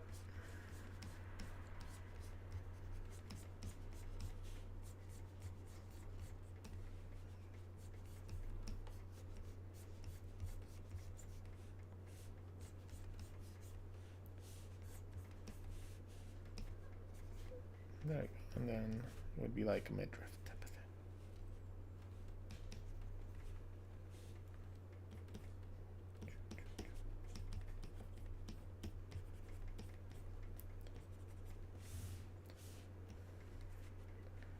Okay.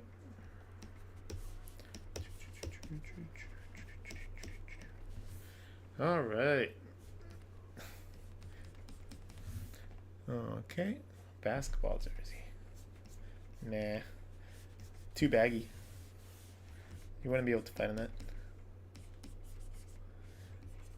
Plus, I'm not a huge fan of basketball. I'm just not a huge fan of basketball. Unpopular opinion, I guess, but...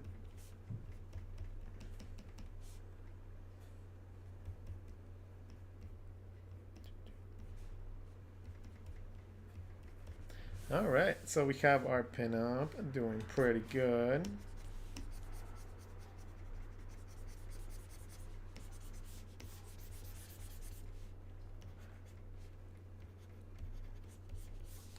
I think this leg is a little bit weird. Need to angle it in more. There you go. She has a lot of musculature. She's a fighter. So we gotta make sure to enhance that.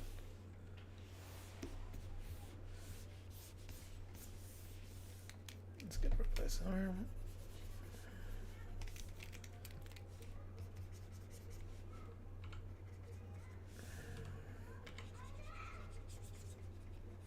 And how about we start adding color?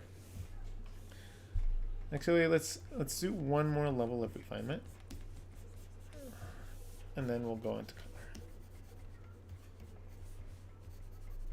Just clean up a little bit.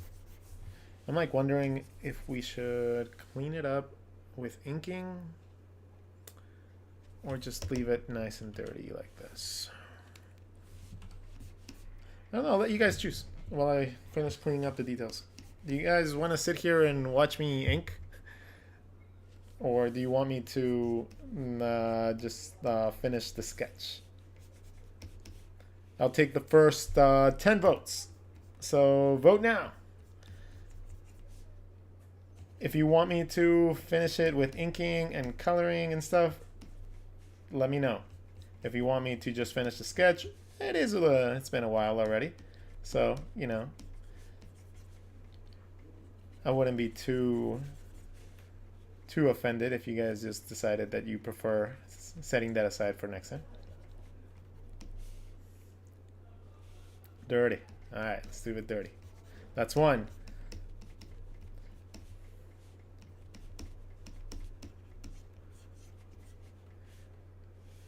No one else? No one else?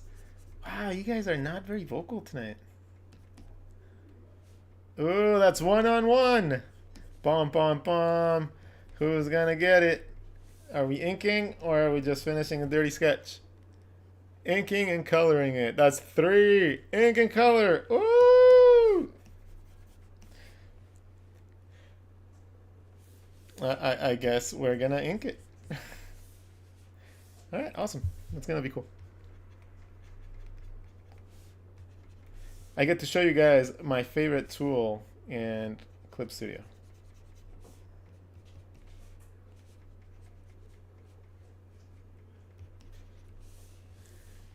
All right, ink and color, ink and color. We got it, we got it. All right, we'll do that.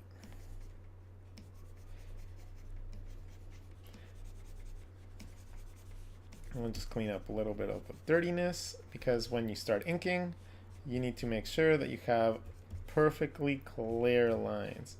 Like you cannot have messy lines throwing off your inking.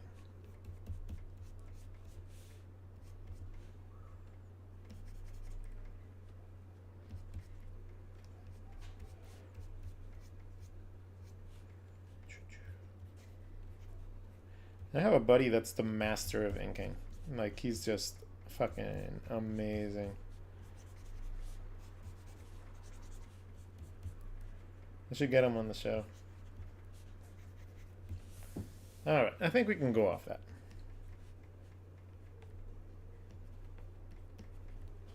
That's going to be a troublesome area that I need to make sure that looks decent. Alright, there you go. Okay, so one of my favorite tools in Clip Studio, let's shift this a little to the side, and let's finish this side. One of my favorite tools in the entirety of Clip Studio is the vector inking tool.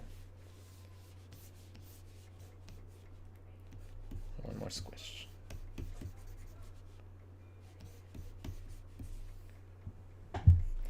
The vector inking tool is one of my favorite things in this whole illustrative program.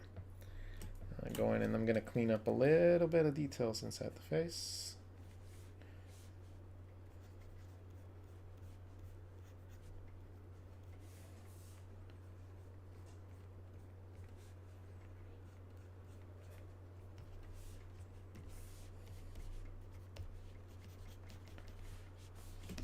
All right. The vector inking tool, we're going to set our layer, we're going to drop it down in opacity, and we're going to make a new vector layer. The vector layers are very, very cool because when you ink and you erase, you can set it to erase in a very cool way. You can make it so it can erase just intersections. Is it? Where is it? Where are you? Here it is. Boom! Intersections deleted. So when you're inking, let me show you. Boom, boom. Let's say that I'm inking this character really quick, right? And doing a lot of lines and they're overlapping a little bit, and at the end of the day I just want to erase the overlapping lines. Boom, boom, boom, boom, boom. It's super quick. It's so much cleaner than it's just a perfect inking tool. So I tend to absolutely love it. All right, so inking 101, it's all about thick to thin lines. It's about understanding thicknesses and values and weights and everything like that. In this case, I'm seeing that this is a little bit off. So I'm just going to adjust it right now. Well, before I ink. This is also a little bit off. It's slightly skewed. So I want to make sure that I skew it to the right direction.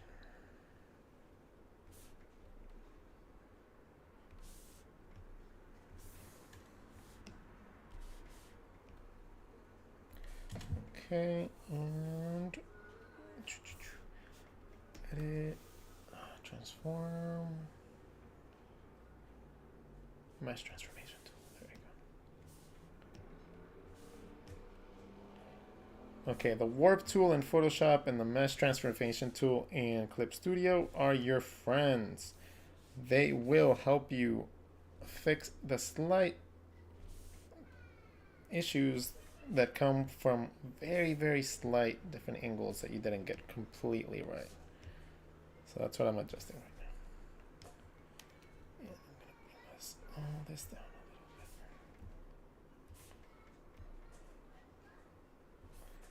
little bit. There you go. To me, that looks a lot better. Okay, so I'm going to go back to my inking tool. I'm going to go my pen brush, and I'm just going to slowly start adding detail. I only put dark lines where they need to be. The less lines that I put into my pinup, the more sultry it's going to look, the more playful. For some reason, it just works out like that.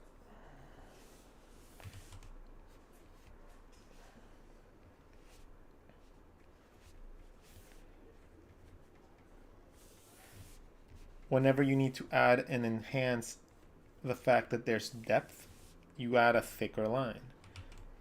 So in this case, I want that bottom lip to really look like it's pouty. So I'm going to add a thicker bottom line.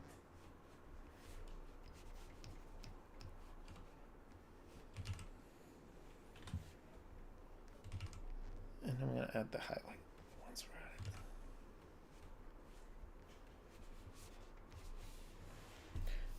And just like that, the lips are done.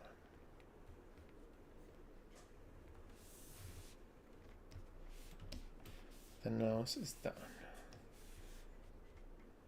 This little bandage is going to help me add a nose bridge without necessarily adding a nose bridge. It's just going to give the indication of a nose bridge, but it's not going to add a lot of lines and throw off the drawing.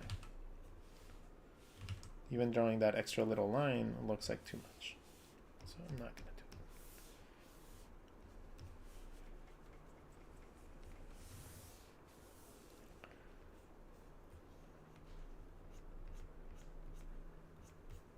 it. I also never really erase the lines underneath.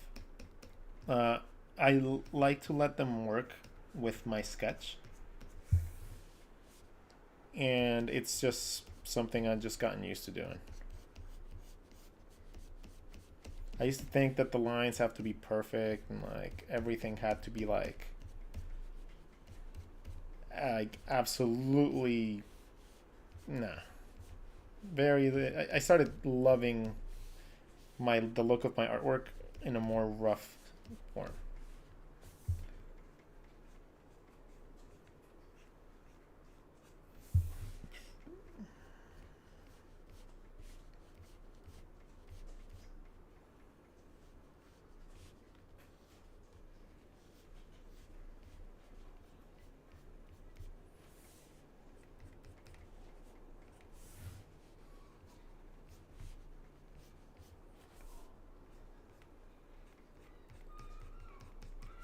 Oh my god, I'm so excited for my book of pinups.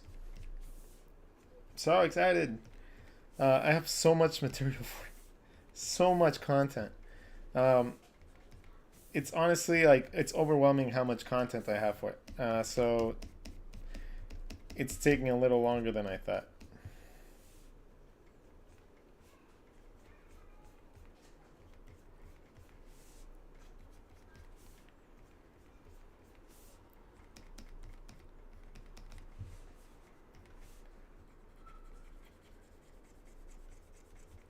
So again, inking is not necessarily about perfection. It just isn't. It's about just getting that concept across and cleaning up your initial sketch. That's the way I see it. It's just about cleaning it up a little bit. It's not necessarily about getting it perfect.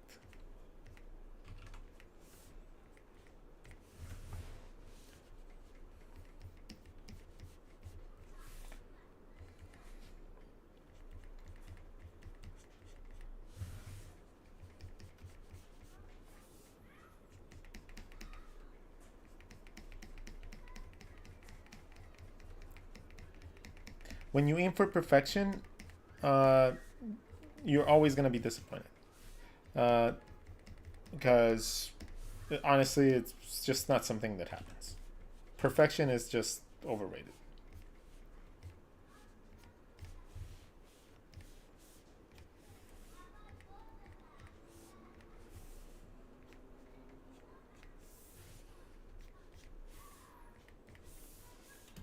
Okay.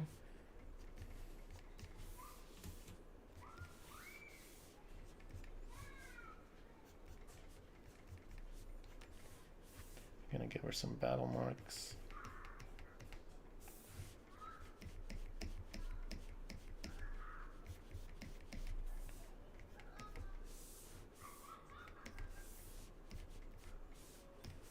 Add a couple lines too underneath her face to indicate that she's been through some struggle. This eye looks a little bit more balanced, so I'm gonna follow this one, and then I'm gonna try to match that one with this one.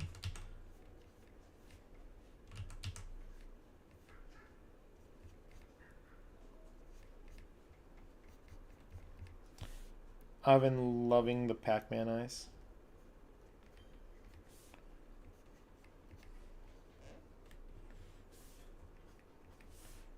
And depending on how like detailed I want to go, I can either add an inside iris, but I don't think it needs it in this case. I like it more like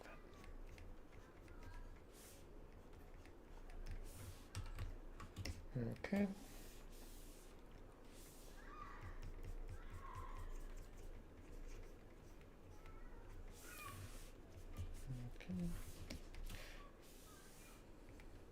We're gonna go with an emo girl, so her lips are probably gonna be black. So I'm just gonna leave the upper rim. And then I'm gonna leave a tiny little gap right there in between the upper lip and the bottom lip, just to differentiate a little bit of the mouth. So it still reads really good. Okay. All right, so now we move on to the chin. To where the jaw is. So we have the bottom of our jaw right here. That's too round, not round enough, I guess. There we go. Goes into our cheekbone, which is right here, into our ear.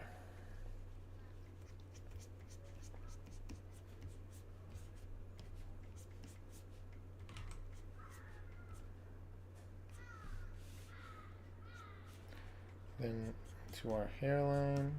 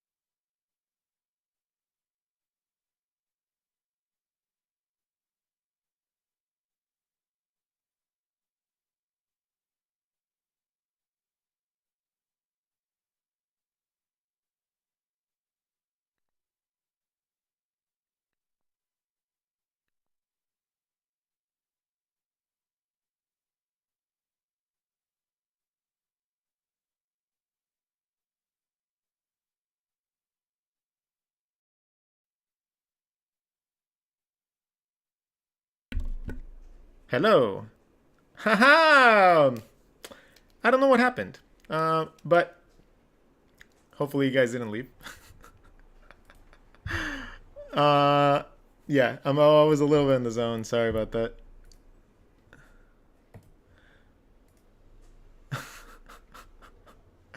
Uh, let's hear. So, sorry, I totally. I don't know what I pressed. I don't know how I went into silent. Went to mute. But welcome back.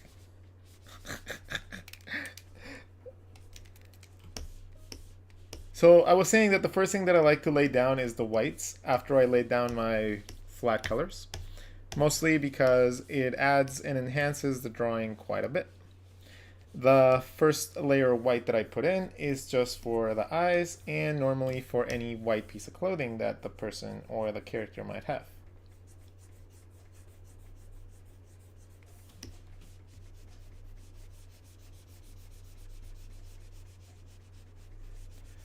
In this case, it's parts of the shorts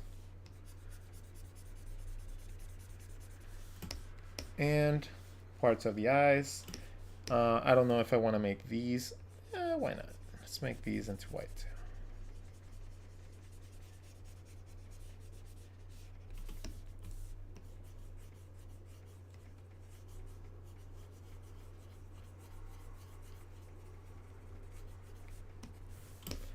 All right. So we have most of our whites already set in. Kangol. Yeah.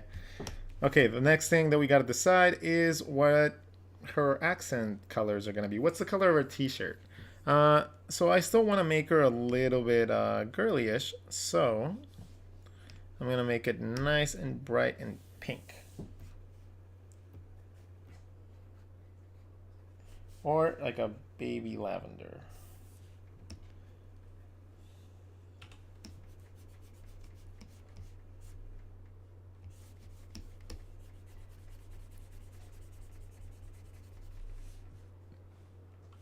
Since we chose an emo girl, it should technically be black.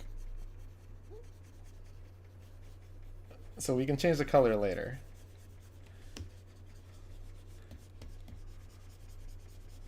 But maybe she's just one of those super colorful emo girls.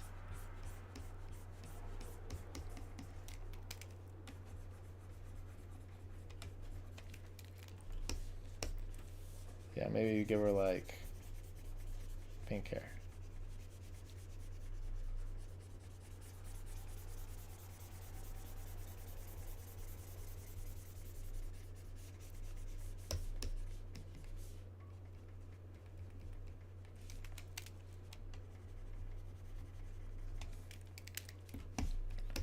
Pink eyes.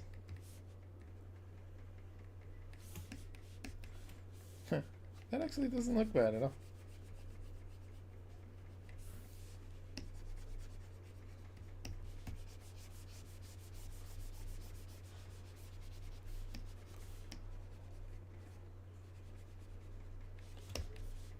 Okay, and then we gotta decide on what color gloves, and I'm going to go with just a dark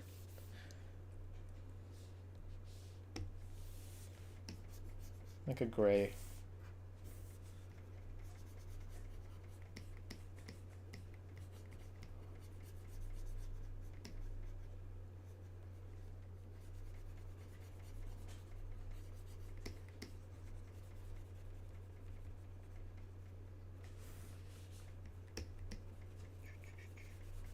Yeah, I don't know how my mic got muted. Like I literally never moved from my desk. I didn't press anything.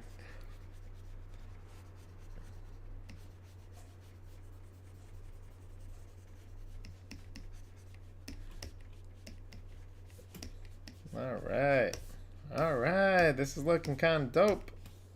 I might change the color of her eyes to like a piercing blue. Or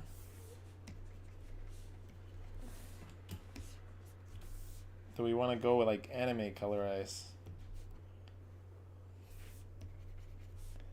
Nice and green. Ah, the green looks kind of cool. Or like an aqua.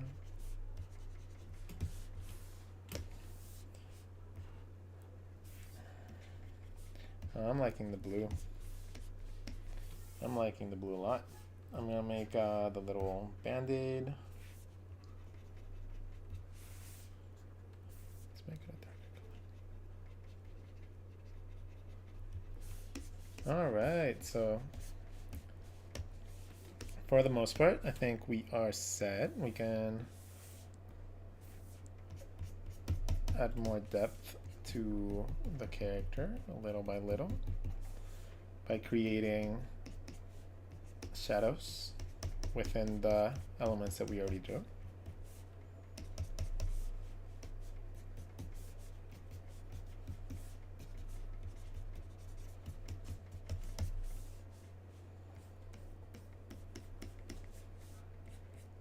And I like to set the shadow as a darker shade of that same color. I don't like doing black and setting the multiply layer and stuff like that. It always gives you super muddy looks and like super muddy results. Like shadowing in black just does not look right.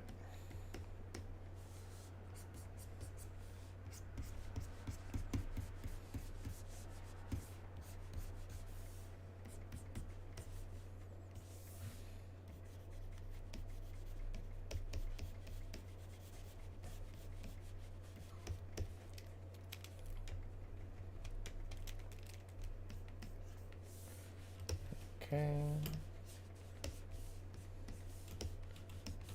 Alright. Awesome, awesome, possum.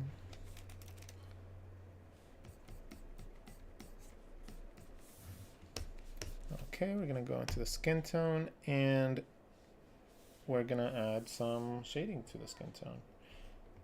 I like to add a little bit more red when it comes down to the shadows.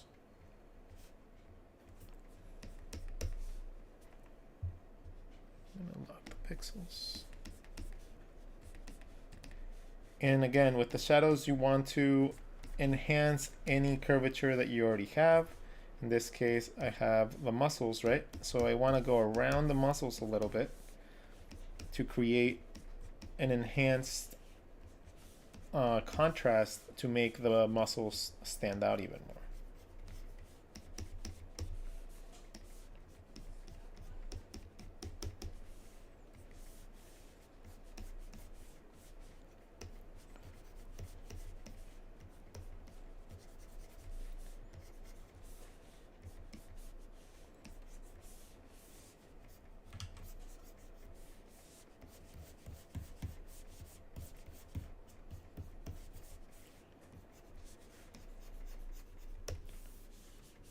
Yeah, I've been on a pinup kick, man. Like I can't wait to finish that book. Once that book is finished, it's going to, man, it's something that I've been wanting to do for so long. Like, for so long. So it's just, I can't wait to release it. And hopefully you guys like it. You know, it's not necessarily a very normal looking book, like traditional book. So hopefully you guys enjoy it.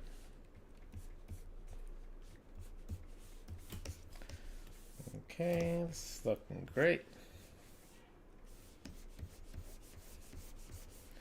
And just by following those basic shapes, remember those basic shapes? Like that, how we like broke this down into basic shapes like this? Well, those shapes are gonna help you shade. Those shapes, seeing things like this, is gonna help you shade the right parts to be able to create the most depth possible for you in your drawings. This, my friends, is why we learn perspective. it's not necessarily for buildings or for everything. I mean, it's for everything, but it's to understand how to visualize things better. Same thing here. We have this inside muscle. That would be shaded. There would be shading right here. Maybe a little bit right there. And everything else would be the other color.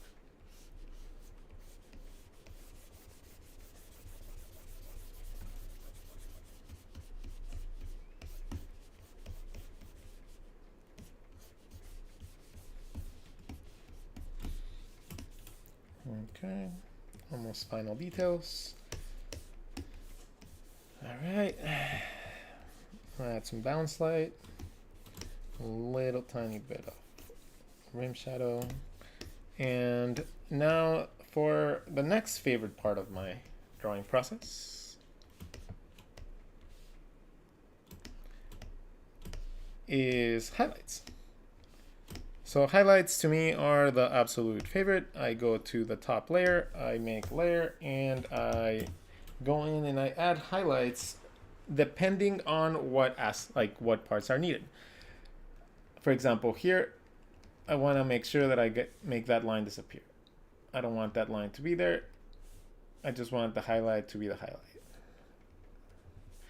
I want the nose to have a little bit of shininess. I want my earring to have a little bit of shininess, and I want my lips to be nice and speckly.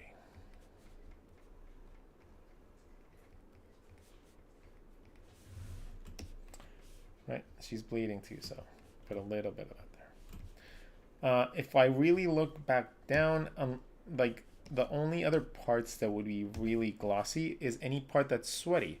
So I'm gonna enhance her bosom a little bit.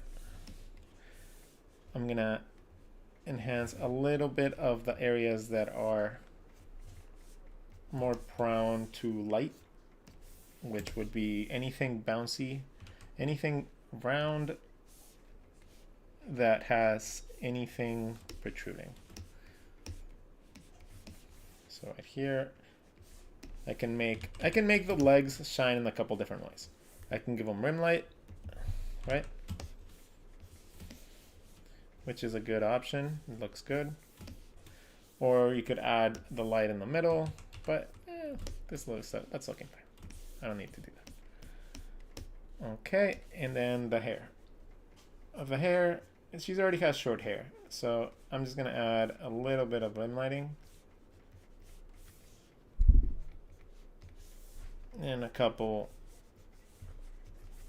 highlights here and there.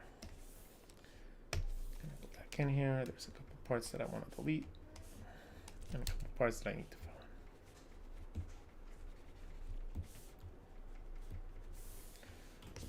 in. Okay. All right. Now we get to go back and just adjust the color of the background to make it look nice.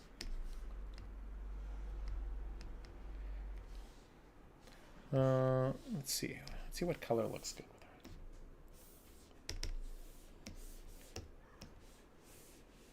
Is there a preview button? Nope, not quite. Maybe like a yellowish. Yeah, it doesn't look bad.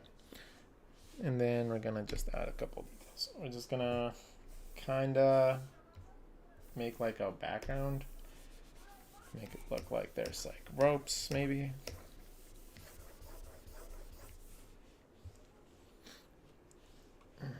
Where's my pen?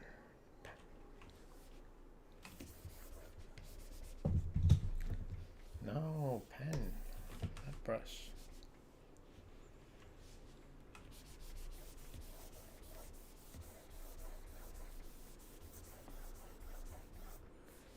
Okay. I know that those aren't necessarily all that big normally. So. Oh, actually, no, they're big. There's normally more, isn't it?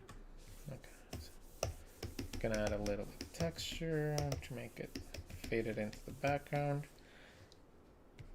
And then we're gonna add a different layer. We're gonna make a crowd. Let's see if we can make a crowd.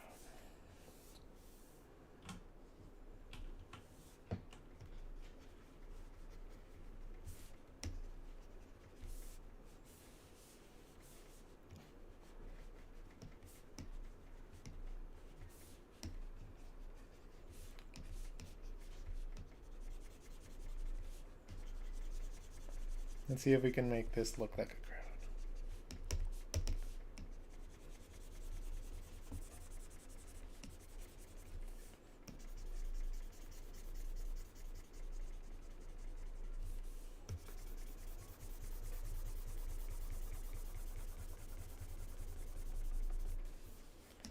All right, let's see if this works. Let's fill it in a little bit more.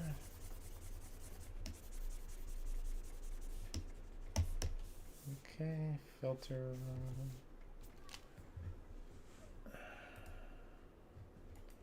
Okay, what's going on? What's going on with this?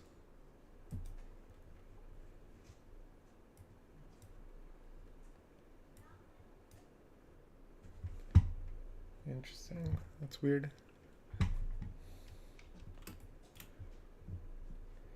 Why won't it let me select my filters?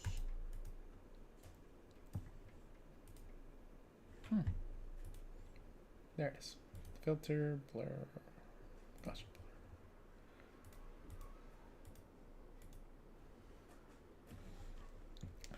Let's see if that does it. Yeah, that kind of did do it.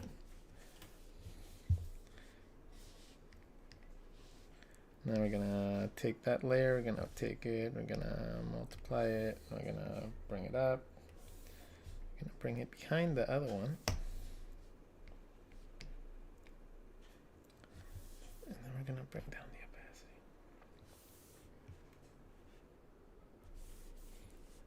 opacity. Okay, so we have kind of like a crowd. And then we can just fill in the rest by just literally airbrushing.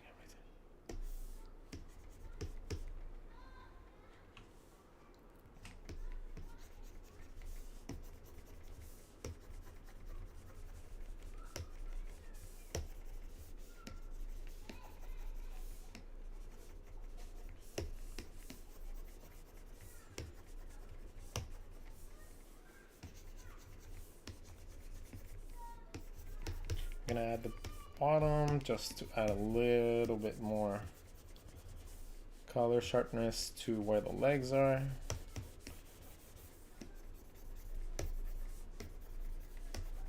From this point on, we're just kind of adding a grunge to the background. You know, just adding a little bit of chaos into our perfectly balanced character.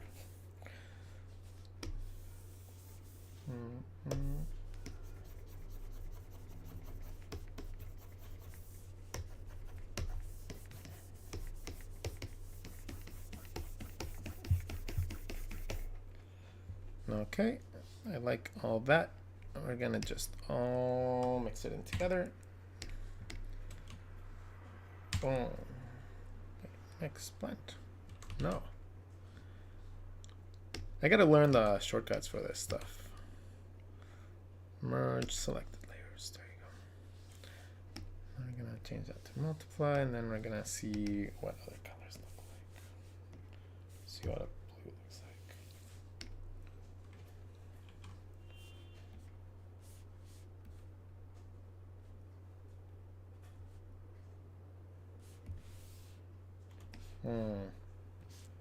I kind of like it, but the pink just does not stand out.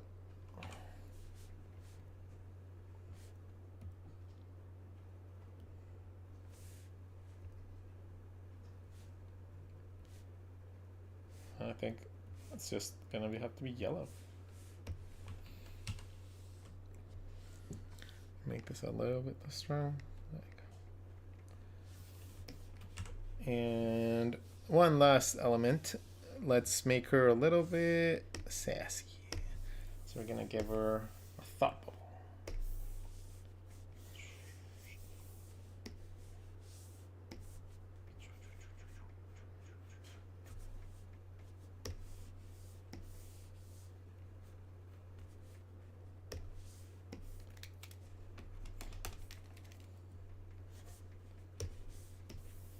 All right. I'm gonna make a quick cut. copy of that. We're gonna make the bottom copy black. I don't know if there's a stroke setting in Clip Studio. So I don't know how to make strokes there. So I just normally make like little drop shadows like that. And then let's just write in whatever she's gonna say.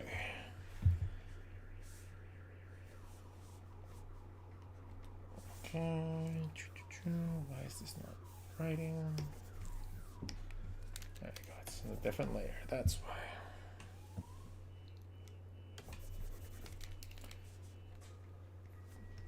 We're gonna draw bring it on, punk.